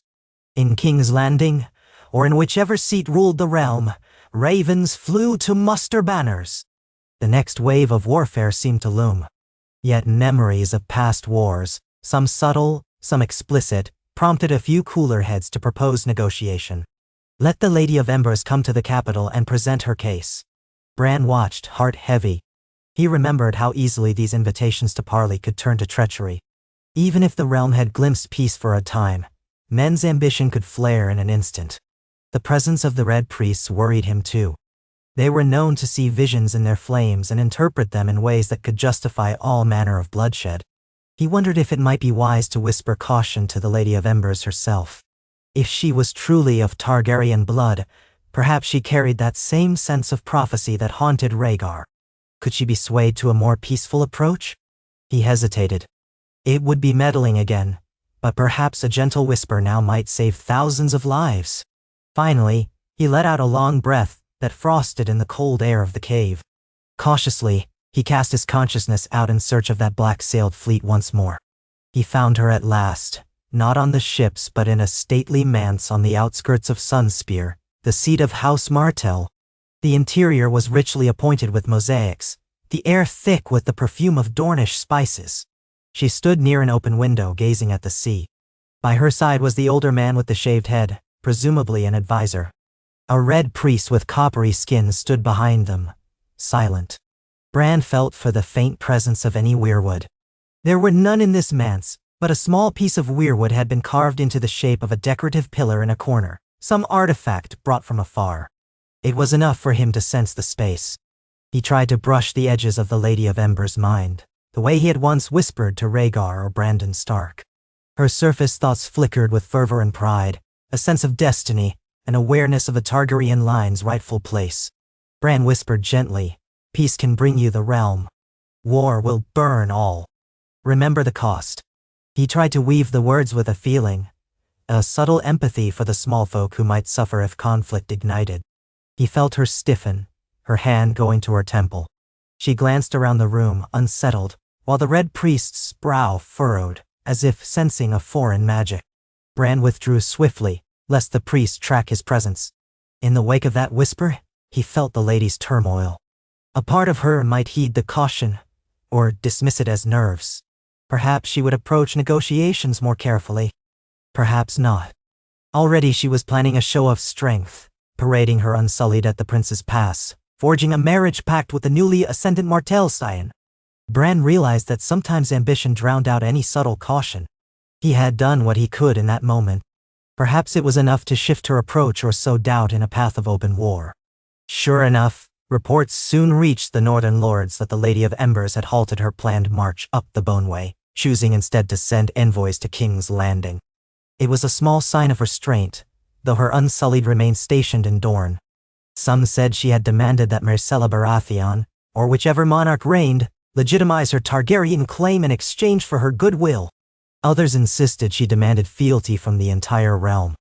No one knew the truth. But at least swords had not yet crossed in large-scale battle. Weeks passed. Bran listened as rumors shifted daily. One day, the envoys from the Lady of Embers arrived at King's Landing. They were greeted with courtesy if not enthusiasm. Another day, the Queen, or King, sent an emissary to Dorne. Tempers rose. Negotiations stalled. An undercurrent of fear spread that the Red Priests might be stoking chaos. Then, an unexpected event. The Lady of Embers herself traveled north in secret, presumably to meet someone of influence outside the capital. This was a rumor from the mouth of a sellsword who had seen the black-sailed flagship depart from Sunspear under cover of night. Where would she go? Dragonstone, perhaps, that ancestral seat of House Targaryen. Or somewhere else. Bran sent his thoughts along the coastal Weirwoods near Shipbreaker Bay, scanning for sign of that black ship. Fog shrouded the shoreline, waves crashing against the cliffs. Through the gloom, he glimpsed a vessel with dark sails anchored near the remains of a fortress battered by centuries of storms. Could that be the lady's ship? Men in dark cloaks rowed ashore, bearing torches. Bran drifted closer but found only a scattering of illusions. It might have been a decoy. If so, the lady was cunning, dispersing rumors of her whereabouts to confuse her enemies. She might well be heading to Dragonstone, that ancient Targaryen stronghold. The painted table, the winding stone dragons, the volcano's old innards. Even if time had passed, that island held potent symbolism for one who would claim the Targaryen legacy. Bran turned his mind there, searching for the presence of a Weirwood. He recalled that Dragonstone's original architecture did not include a heart tree, but across the centuries, someone might have planted or placed a Weirwood carving. He cast about and found a faint resonance, an ancient piece of driftwood that might once have been Weirwood, fashioned into a crude effigy by some curious occupant. Through that faint relic, he gleaned an impression of the island's storms. The sea-battered black stone walls carved to resemble dragons. The wind howled around spires shaped like grotesque scaled beasts. The fortress itself loomed with minimal garrison. Was the lady here? He saw flickers of movement within Dragonstone's halls. Guards bearing new sigils patrolled torchlit corridors. A deep hall glowed with braziers, silhouettes of men and women in hushed conversation. He felt the tang of salt in the air, the thunder of waves. Then a swirl of images, the Lady of Embers standing before the painted table, her pale gold hair tied back in a severe knot, her eyes scanning the carved outlines of Westeros. She traced a finger across the map, from Dorne to King's Landing to the north. Beside her stood her Red Priest ally, softly murmuring about destiny and the purging of darkness. The lady's advisor listened with a faint frown. Then she rapped her knuckles on the table decisively. Bran tried once more to plant the seeds of caution. Ruling is not burning. Think of the living. Remember that peace wins more than war. Her eyes flickered. She paused, as if a half-formed thought had occurred to her. Then the Red Priest stepped closer, his flame-lit staff casting dancing shadows on the walls. He whispered something in her ear. The lady's expression turned resolute, though not necessarily kind. She stepped away from the painted table, and the vision faded. In the next days, gossip spread that the self-styled Targaryen claimant on Dragonstone was amassing a fleet of sell-sail captains, and that her emissaries had approached the Stormlands with offers of alliance. Meanwhile, the monarchy in King's Landing, whoever held that seat in this timeline, scrambled to raise loyal fleets, urging the lords of the narrow sea to close ranks. Another war seemed poised to erupt. But behind the scenes, a curious hush settled. Neither side struck the first blow, as if each waited for the other to reveal a clearer intention. Perhaps the subtle influences Bran had woven, his whisper to the lady, the dream prophecy in White Harbor, had introduced a measure of caution or second thoughts. Bran felt both relief and dread. Even a slower approach might still end in flames. He could see the outlines of a plan forming in the lady's mind. Use the mystique of the Red Priests to rally common folk, claiming that a great darkness threatened Westeros, and that only the Lord of Light's chosen queen could lead them. Perhaps she had learned of the White Walkers in old stories, and twisted that knowledge into a prophecy that served her claim. She might unify the realm by stoking fear. That was one path. Or she might truly believe in the threat of darkness and see herself as a savior. Belief could be as dangerous as cynicism, if pushed too far. At times, Bran wondered if some echo of the older Targaryens might intervene. Rhaegar or Daenerys, in some timeline, might appear to caution this Lady of Embers, but the Weirwood net had only limited knowledge of the Targaryens across the sea. And the departed souls of that line, if they lingered at all, were not bound to these trees. No, it seemed that if any guidance were to come, it would be from him, or from the realm's present lords. He tried not to overreach. He had seen how meddling could break minds or unravel events unpredictably. Nevertheless, as the snows receded in the north, dispatches arrived at Winterfell stating that a grand council would be called in King's Landing that autumn, inviting every major house to discuss the Targaryen claimant's petition. The Lady of Embers had agreed to attend in person, provided she was granted safe conduct. The crown, after much pressure from lords who remembered the devastation of war, had acceded. It would be the first time in living memory that a Targaryen, or someone claiming that name, openly set foot in the capital without bloodshed at the gates. Of course, any council in King's Landing carried risk. Yet it was a chance for words instead of swords. Perhaps the realm had learned enough from its past catastrophes to give peace a fair hearing. Bran felt a quiet hope, tempered by experience. He decided to watch carefully. When the time came, the roads south bustled with travelers, lords, ladies, knights, and their retinues, as well as tradesmen eager to profit from the influx. From the Vale, from the Reach, from the Westerlands, from the Riverlands they gathered. Even the Iron Islands, fractious as they were, sent a delegation. The North's party was led by Sansa Stark herself, flanked by loyal bannermen of House Manderly and others. Arya did not accompany her, preferring to remain behind for reasons unknown, or so the rumors said. Some suspected she traveled alone, incognito, as was her wont. No one could be sure. As the delegations converged on King's Landing, the capital heaved with activity. The stands in the tourney grounds were raised, taverns swelled, the gold cloaks doubled patrols. Word spread that the Lady of Embers had arrived, lodging at the ancestral Targaryen manse near the Street of Silk, flanked by her unsullied guards and her red priest. Common folk gawked at her presence, half in awe, half in fear. If she brought a dragon hatchling, no one had yet seen it. She kept it hidden, if indeed it existed. Some claimed to hear squeaking roars at night from her courtyard. Others dismissed it as drunken fancy. Bran observed through the eyes of the Weirwood in the Red Keep's Godswood.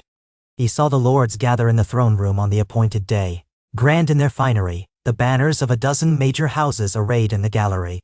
The reigning monarch, let us call her Queen Myrcella for now, though that name might shift in other branches, sat upon the Iron Throne, flanked by her advisors. She looked composed but pale, a faint tension in her posture. The Lady of Embers entered in a swirl of black and silver, her hair like pale fire, her mantle embroidered with the three-headed dragon and a rising flame behind it. She bowed with impeccable courtesy, though not deeply. The Queen inclined her head in return. For a long moment, the throne room was silent, so tense that even the courtiers held their breath. Then the Master of Ceremonies read out the formal statement that the Lady of Embers, styling herself Daenerys Targaryen, so that was her chosen name, had come to press her ancestral claim to the Iron Throne. She contended that her lineage came directly from a surviving branch of the Targaryens exiled to Essos generations ago, that she bore the blood of the dragon, and that the realm needed a dragon's might to ensure stability in the face of potential darkness. Queen Myrcella listened, her face unreadable. Then she spoke. You are welcome here under the banner of peace.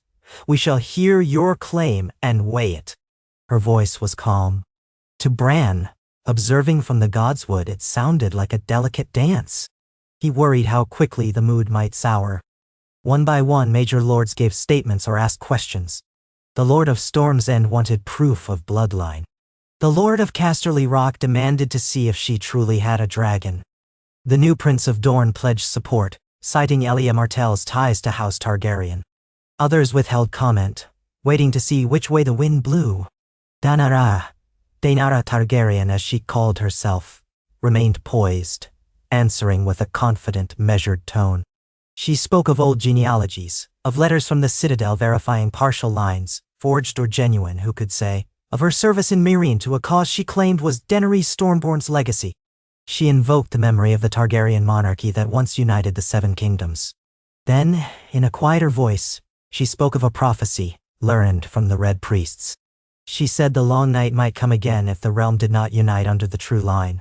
At this, some courtiers rolled their eyes, while others shivered with uneasy recollection of the White Walkers, The queen sat very still. Sansa Stark stepped forward, requesting to speak. The hush deepened. The North's voice carried weight. She inquired politely if Daenara had knowledge of the North's first-hand experience with the White Walkers, if she possessed a plan to safeguard the realm. Daenara answered that she did. She claimed her bond with Rewrote's faithful gave her a powerful advantage against any future onslaught of ice. At this, Sansa's face grew cool. "We Northerners do not forget how war ravages the living," she said. "Nor do we forget the old gods. If you would rule, how do you plan to respect our traditions?" Daenara smiled a bit thinly, replying that the realm's many faiths could coexist, so long as all recognized the ascendance of Rewrote as the light in the darkness. A murmur spread through the throne room. The tension sharpened. Sansa pressed no further but appeared uneasy. Bran felt the tremor of that moment through the godswood trunk. He recognized that Daenara's stance suggested a new potential conflict, a religious war, if things spiraled. Still, diplomacy held. The queen proposed that Daenara present her proof to the maesters, that a proper lineage hearing be conducted, that a compromise might be reached. Daenara, for her part, seemed willing enough to go along, though her red priest glowered at the mention of the citadel, whose devotion was more to knowledge than to any single god. The court session ended without violence. A relief, but also a portent. If the Targaryen line demanded total fealty to Rewrote, the realm might not accept it. Then again, if Daenara was wise, she might moderate her stance to gain the throne by alliance.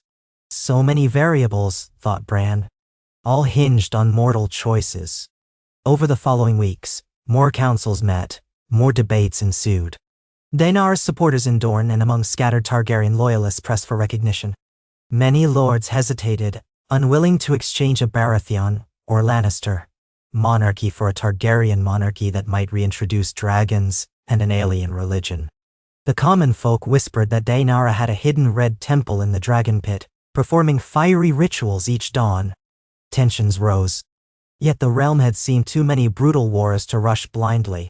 Envoys from both camps tried to find a middle ground, perhaps a betrothal that would unite Daenara and the queen's younger cousin or heir, so that both lines merged. But pride and prophecy complicated matters. The Red Priest insisted that Daenara must be sole monarch, not a consort. The queen's hand objected that Myrcella was the rightful ruler by blood and consent of the lords. Some feared a second field of fire if Daenara indeed possessed a dragon. As all this percolated, Bran watched quietly. He would have been content to let the realm sort it out if not for the ominous sense that Rewrote's priests might attempt some grand demonstration of power, perhaps to prove Daenara's legitimacy. He remembered the old tales of Stannis Baratheon's attempts with Melisandre, the illusions of shadow assassins, the burning of shrines. That path led only to ruin. So he decided on one more subtle push. He would attempt to remind Daenara of the mortal cost of fanaticism. Late one night, he slipped his mind into the Weirwood relic in Dragonstone. He sensed Daenara alone in a chamber, reading old scrolls by candlelight. She looked tired, tension etched in the corners of her mouth. He whispered into her thoughts, "Listen to the realm. Do not burn what you wish to rule. Light can guide but also blind. Choose unity over terror." He let that thought carry images of the burning of King's Landing from a prior timeline, the agony of thousands lost to dragonfire. She gasped, dropping the scroll. Her eyes darted around, but she saw no one. The candle flame guttered, dancing in a sudden draft. Bran felt her heart pound. She murmured aloud, "What trick is this? Are you haunting me, Daenerys Stormborn, or some old ghost?" The Red Priest in an adjoining chamber stirred, calling her name, but she did not answer him. She set the scroll aside, pressed a hand to her brow, and closed her eyes, shaken. Bran withdrew. He sensed she had glimpsed the horror of a city consumed by fire, though she could not place the vision. Maybe that seed would flower into caution. Soon after, new tidings arrived. Daenara had reversed her plan to hold a grand public ritual of Rewrote in the Dragon Pit. Instead, she quietly continued negotiations with the crown, insisting only that her Targaryen claim be validated, not that the entire realm would convert. A small sign that some measure of reason or fear had touched her. But her Red Priest was furious, and certain zealots in her following decried her sudden hesitation as weakness. Rumors circulated of a schism among Daenara's closest advisors. Meanwhile, the court in King's Landing saw an opportunity to press for a carefully arranged settlement, perhaps marrying Daenara to a younger cousin of Myrcella, or making her a royal ward with the promise of potential succession under certain conditions. The realm hung in a tense balance. Bran allowed himself a faint hope. Perhaps conflict could be avoided. So many times, Targaryen restorations had ended in violence. Maybe this one would be different, shaped by the realm's new memory of the devastation of war. He felt echoes of a grander possibility. If Daenerys' line joined peacefully with the Baratheon Lannister, or whomever line reigned, the realm might unify behind an heir who had both the old Targaryen blood and the acceptance of the great houses. That might serve well if ever the White Walkers rose again, or if some other menace loomed. A united realm was always safer than a divided one. Then again, absolute power could sow new seeds of tyranny. Men's hearts were never simple. He retreated to the north in spirit, wanting to see how Sansa was faring amidst these negotiations. He spied her in the guest chambers assigned to the northern contingent in King's Landing. She stood by a window overlooking Blackwater Bay, flanked by a few trusted confidants, Lord Manderly, Lady Barbary Dustin, and a representative from Bear Island. They debated the Targaryen claim. Sansa's voice was calm but firm as she enumerated the North's concerns. That the old gods be respected, that no forced worship of Errolor take root in the North, that their autonomy not be trampled by a new monarchy, eager to consolidate power. Lord Manderly warned that the Lady of Embers might indeed have a dragon hidden away. If so, the North must be prepared. Lady Dustin frowned, her distrust of Targaryens plain. The Bear Island representative urged caution, noting that a fight against dragons in open war would be suicidal. Sansa listened, concluding that the North would withhold judgment until the final settlement was known. She did not wish to provoke war, but she would defend her people if it came. Bran felt proud of her. She was playing the Game of Thrones adeptly, standing for the North's interests without fueling the fires of conflict. Some nights, he drifted into her dreams, not to change them, but just to watch. She dreamt of a vast winter forest, where her father's voice echoed, telling her to stand tall for the North. She dreamt of ravens perched on weirwood branches, silent witnesses. Then she dreamt of a single black dragon circling overhead. She raised her gaze, unafraid, only watchful.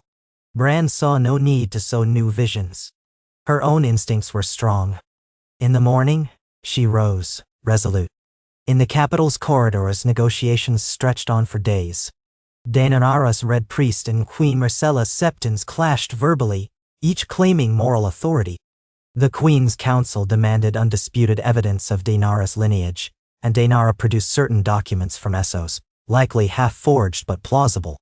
Targaryen loyalists recalled that in the original line of succession, the Targaryens had never truly ceded the throne by choice. Yet many lords pointed out that Robert Baratheon had been recognized by the realm. The debate circled endlessly. Meanwhile, watchers among the small folk whispered that Daenara performed secret rites at night, though she herself was rarely seen in public. Queen Myrcella carried on her duties in the Red Keep, receiving petitions from across the Seven Kingdoms, attempting to project confidence. Bran thought the tension might break at any moment. But the final trigger came from a different quarter. Word arrived from the Narrow Sea that a fleet of Volantene war galleys, allied with certain Red Temples, was en route to Westeros, proclaiming that the chosen Queen of Arlor must be seated on the Iron Throne. They threatened to blockade King's Landing if she was denied. Whether Daenara had requested this or not was unclear. But it turned the realm's mood swiftly. The Queen's Hand declared that foreign fleets had no right to meddle. A warlike faction in the Crown's court insisted they must repel the Volantenese at once. Lest it appear that Daenara had conspired with them, the negotiations might collapse. Daenara denied inviting them, but few believed her. The Red Priest by her side seemed all too pleased by the development, praising the zeal of the East. The council roared with anger. Sansa and her northern lords, uneasy, tried to calm heads, but the Hawks demanded immediate action. Caught in the swirl, Daenara realized her position was precarious. If she was painted as a puppet of foreign priests, the lords would never accept her claim. She needed to disavow or control this incoming fleet. She declared publicly that she would sail forth under a banner of truce to meet the Volantenes, commanding them to stand down. The court half believed her, half doubted. In a tense audience with the queen, Daenerys insisted that she truly wanted a peaceful resolution, not an invasion. The queen, after conferring with the Hand, gave her grudging leave to do so, provided she left hostages behind in King's Landing to ensure her good faith. Daenerys acquiesced, though her face was grim. The Red Priest fumed, but she commanded him to remain in the city as her principal hostage. So it came to pass that Daenerys Targaryen departed King's Landing by ship, traveling out to meet the Volantines at sea, hoping to send them back, or at least forestall their blockade. Meanwhile, the realm waited anxiously. Bran watched from the Weirwood in the Red Keep's Godswood, feeling each day pass like a drumbeat of dread. If the negotiations failed at sea, war would erupt. The lords in the capital debated how many men to send to the coast. Sansa recommended caution, urging them not to provoke a sea battle if Daenerys might succeed in turning the Volantines away. The queen hesitated, balancing hawkish advisors against the council for restraint. The small folk trembled, recalling rumors of old wars and city sackings. Then, on a hazy morning, watchers on the battlements saw sails approach from the east, many sails. The Volantine fleet had arrived sooner than expected. Fires were lit on the harbor's signal towers. Gold cloaks mustered. The Queen's best admiral readied warships. Everyone braced for confrontation. But just as the harbor boomed with alarm, another set of sails appeared from the south. Daenerys' black flagship, accompanied by Dornish galleys. They intercepted the Volantines before they could reach the mouth of the Blackwater Rush. Through the eyes of seabirds overhead, Bran observed the standoff. The Volantine commander, a high-ranking priest of Rewrote, demanded that Daenerys prove her zeal by burning the foreign gods of Westeros. Daenerys refused. She insisted that she sought the throne by peaceful means, that she would not let foreign fleets wage war on her behalf. A furious exchange followed, the details lost in the crash of waves. One of the Volantine galleys fired a warning arrow. Daenerys' flagship responded with a volley. The sea churned. Swords were drawn on deck. For a moment, it seemed bloodshed was inevitable. Yet Daenerys, standing on her deck, raised a flaming torch. With the wind whipping her pale hair around her face, she shouted something that carried over the water. "I am the blood of the dragon, not a slave to the flame! Stand down!" The Volantines hesitated. A hush fell, broken only by the wind. Perhaps they realized that if they fired upon her, they might kill the very queen they claimed to champion. Perhaps they saw the glint in her eye and knew she would fight them if pressed, rather than be their puppet. For a tense minute that felt like an hour, no one moved. Then the Volantine commander gave a furious gesture. The war galleys rowed backward, pulling away from the confrontation. They did not depart Westerosi waters entirely, but the immediate threat of blockade receded. Daenerys maintained her position, her galleys forming a line that barred them from advancing further. From the walls of King's Landing, thousands watched this drama unfold in the distance, uncertain what was happening. But as the day wore on, no battle erupted, no columns of smoke rose. Daenerys' flagship eventually returned to port under a white flag. When she disembarked, tired and salt-stained, she made straight for the Red Keep, escorted by her Dornish allies. In a hastily assembled council, she declared to the queen and the assembled lords that she had refused foreign interference. She had told the Volantines to leave, or at least remain offshore until the matter of succession was resolved. This, she argued, proved her sincerity. She wanted the throne, but not at the cost of letting foreign powers run amok. A hush followed. Many lords who had doubted her were taken aback. The queen regarded her solemnly from the Iron Throne. "You spurned those who might have forced our hand," said Myrcella. "So you do not seek conquest at any cost. That is commendable." Daenerys lowered her head. "I seek the realm, not its ashes," she said, echoing words Bran had once whispered. The lords murmured.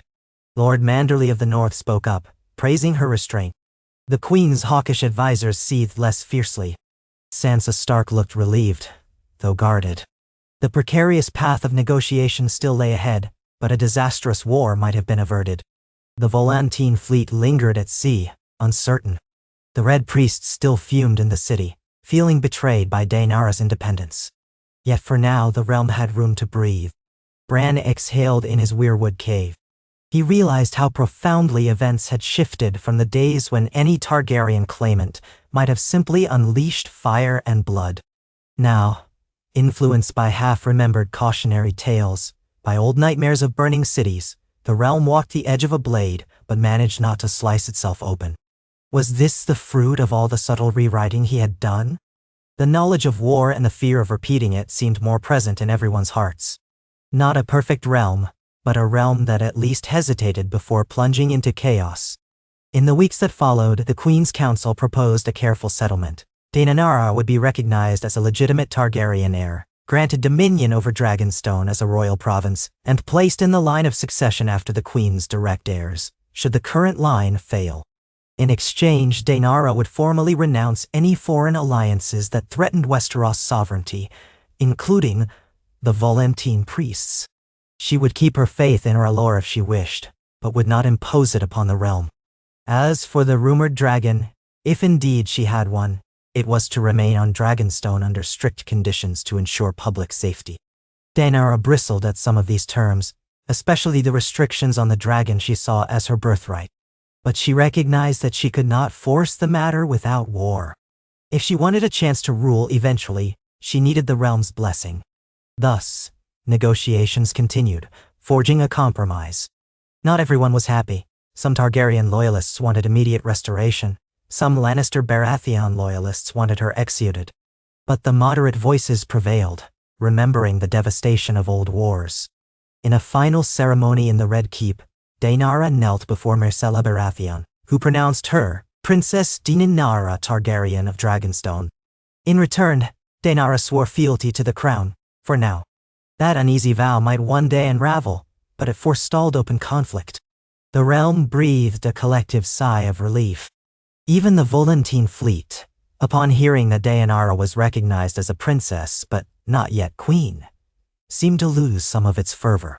Disheartened, they eventually departed, leaving a small token squadron behind to observe. Daenerys' red priests left the capital soon after, slipping away in bitterness. But the days of immediate crisis had passed. Bran, observing, felt something akin to contentment. So many times in history, such a scenario would have led to full-scale war. Now, through a combination of caution, negotiation, and subtle guidance, the realm had found a fragile peace. He sensed that tensions remained. Daenerys might still dream of ascending the throne, the old Targaryen ambition stirring in her blood. The crown might grow suspicious if her power increased too much. Religious friction could spark. But that was the nature of the realm. It was enough that for one more day, swords were sheathed. He turned his attention away from King's Landing, letting the dust settle. In Winterfell, the Ravens spoke of Sansa's return north. She carried with her new treaties, new trade agreements with the south, the rumor of a recognized Targaryen princess. The north greeted her with respect, though some grumbled that no Targaryen should be allowed even a toe in Westeros, after what had happened in past ages. Sansa calmed them, pointing out that the north had never fared well in the midst of southern wars. "Peace is our shield," she said. "We will watch. If we are threatened, we will defend ourselves." People accepted this. Harvests needed tending. Roads needed repair. Life went on. Bran in the cave felt time drifting. He realized how far the realm had come from the days of the War of the Five Kings. The memory of devastation had seeded caution. He recalled the day he had decided to rewrite small moments in the past, ensuring the realm was not so quick to tear itself apart. Had he succeeded? In many ways, yes. The realm was hardly perfect, but it had avoided another cataclysm. He let a gentle wave of satisfaction wash over him, though he remained aware that the realm's story was unending. Dangers would come again, from within or without. And if the White Walkers ever stirred once more in some future generation, the memory of how to stand together might still be there, or so he hoped. He continued to keep watch, year upon year, though time flowed strangely for him.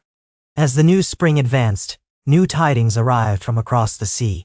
Some said another red priest had declared a child of ice and fire must be born in Westeros, kindling rumors of new prophecies. Others claimed a wave of Dothraki Khalasars was sweeping west. But the realm, for now, was strong enough to meet such challenges with deliberation rather than panic. The network of lords, though fractious, remembered how cooperation had averted the last war. Perhaps that memory would hold. Perhaps men would always waver between fear and unity. Bran could only watch and occasionally whisper, preserving the hope of a better tomorrow. Sometimes, drifting in reverie, he found himself in older memories from the labyrinth of the Weirwood, glimpses of his father, Eddard Stark, picking him up after he had tumbled in Winterfell's courtyard, the man's voice full of gentle admonishment. He saw Lyanna Stark smiling at him in some sideways vision, as though she recognized him from beyond the grave. He saw the old three-eyed raven, Brynden Rivers once more, that gaunt face half hidden by roots. He saw the children of the forest forging a pact with the first men in ages past. All of those images were timeless, woven into the deep tapestry. He found no sorrow there anymore, only acceptance. He was the living memory of it all, a vessel that kept every piece of the realm's story alive, for better or worse. The realm was bigger than any single timeline. He had come to terms with that. If anyone asked him whether the rewriting had fixed the realm, he would say, there is no final fix. Only the chance to avoid the worst mistakes and perhaps learn some wisdom along the way. Every so often, he would sense Mira Reed returning to the far north, leading a small expedition of crannogmen to gather rare herbs or confirm legends about hidden valleys. She would stop at the cave, speak to him softly, though he rarely answered in words. She took comfort in seeing him alive if changed. She spoke of the world beyond, of minor wars or alliances, of births and deaths among the houses, of new structures at the wall. Bran listened, a faint smile on his lips. When she asked if he was well, he would nod. She understood that his life now belonged to the Weirwood net more than to his flesh. Still, she would press a warm hand to his cheek before leaving, and he would feel a small spark of human closeness.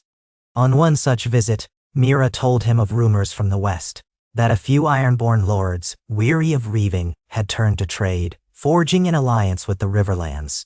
Instead of raiding, they sought to fish the deep seas for new stocks. She chuckled at the irony. Perhaps the Ironborn had grown tired of defeats, or recognized there was profit in peace. She also mentioned that Princess Daenerys Targaryen still ruled Dragonstone, fortifying it with updated defenses, though she had not openly challenged the crown again. Some said she waited patiently, biding her time for when Myrcella's line might falter. Others claimed she had found contentment in building a small but prosperous domain under the banner of the Targaryen sigil. No one knew. She kept few visitors, focusing on experiments with dragons. Rumor had it she'd coaxed an egg to hatch at last, or that she was still trying. Mira smiled wryly. If she ever does hatch one, I hope she keeps it away from the farmland. Bran could only nod. Time would tell what Daenerys' destiny was. Perhaps she would reappear in grand fashion years hence, or perhaps she would fade into a footnote of history. That was the realm's choice. He had done his part to keep it from devolving into carnage. The rest lay in mortal hands. And so the seasons turned. Summer blossomed across the land, bringing sunshine and mild breezes even to the far north. The free folk led hunting parties with surprising success, forging new trade pacts with the people of the Gift. Ships bearing pale wood from the forests beyond the wall arrived at Eastwatch by the sea, then sailed around Westeros to trade. Old gloom receded, replaced by a modest era of cautious optimism. The realm's historians noted fewer large-scale wars in this generation than in many previous ones, though border disputes and minor rebellions still flared. The big difference was that these conflicts tended to remain contained, resolved before they could sweep across all 7 kingdoms. Some said the realm was wiser. Others said it was simply exhausted. Either way, fewer thousands died for the sake of crowns. Bran still felt the swirl of potential futures. He knew that a realm at relative peace was not a realm at permanent peace. In a generation or two, new claimants would rise, new feuds would spark. The memory of caution might fade, as all memories eventually do. But for now, a measure of respite had been gained, something to cherish in a land that had seen so much blood. He reflected on how the War of the 5 Kings had once shattered the realm. Now, in this shape of time, that war had been far less destructive, overshadowed by other developments. So many of the tragedies that had once defined Bran's life had been softened. Of course, he himself had still lost the use of his legs, had become the three-eyed raven, had parted from his family. Some things were meant to be, or so it seemed. Even so, there was consolation in witnessing the realm find a gentler path. As the summers advanced, he occasionally glimpsed new faces in the net. Children who climbed the great Weirwood in Winterfell's Godswood, giggling as their parents scolded them. Sometimes he recognized them as the offspring of houses that once had died out in the original timeline. Now they thrived, forging new stories. He felt a pang of bittersweet happiness. Perhaps a single child might grow up to be the next great warden of the North, or the next voice of reason in a fracturing court. Each life was a possibility, no longer cut short by war. That was worth everything. One late autumn, he sensed a stirring in the far north, near the ancient fortress of the Night Fort on the wall. Rangers and free folk alike whispered of strange lights in the sky, sightings of pale shadows at twilight. Bran remembered the White Walkers, once the greatest threat of all. Had they truly been vanquished, or merely dormant? A flicker of alarm coursed through him. If they rose again, would this newly stabilized realm be ready? He cast his mind outward, searching. The nights grew longer. The wind howled across the ice. He found only faint shapes, perhaps a small group of wights wandering aimlessly, or illusions conjured by the shimmering auroras. He could not be certain. The watchers on the wall, better trained and better equipped than in ages past, ventured out to investigate. They found only old bones and broken spears. The threat did not materialize. Relief swept the north. Yet Bran remained vigilant.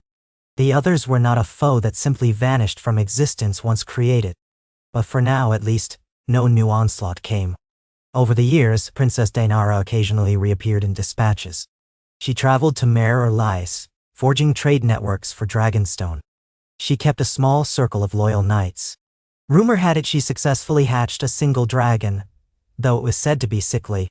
Some travelers claimed to glimpse it circling Dragonstone at dusk, a thin black shape breathing feeble plumes of fire.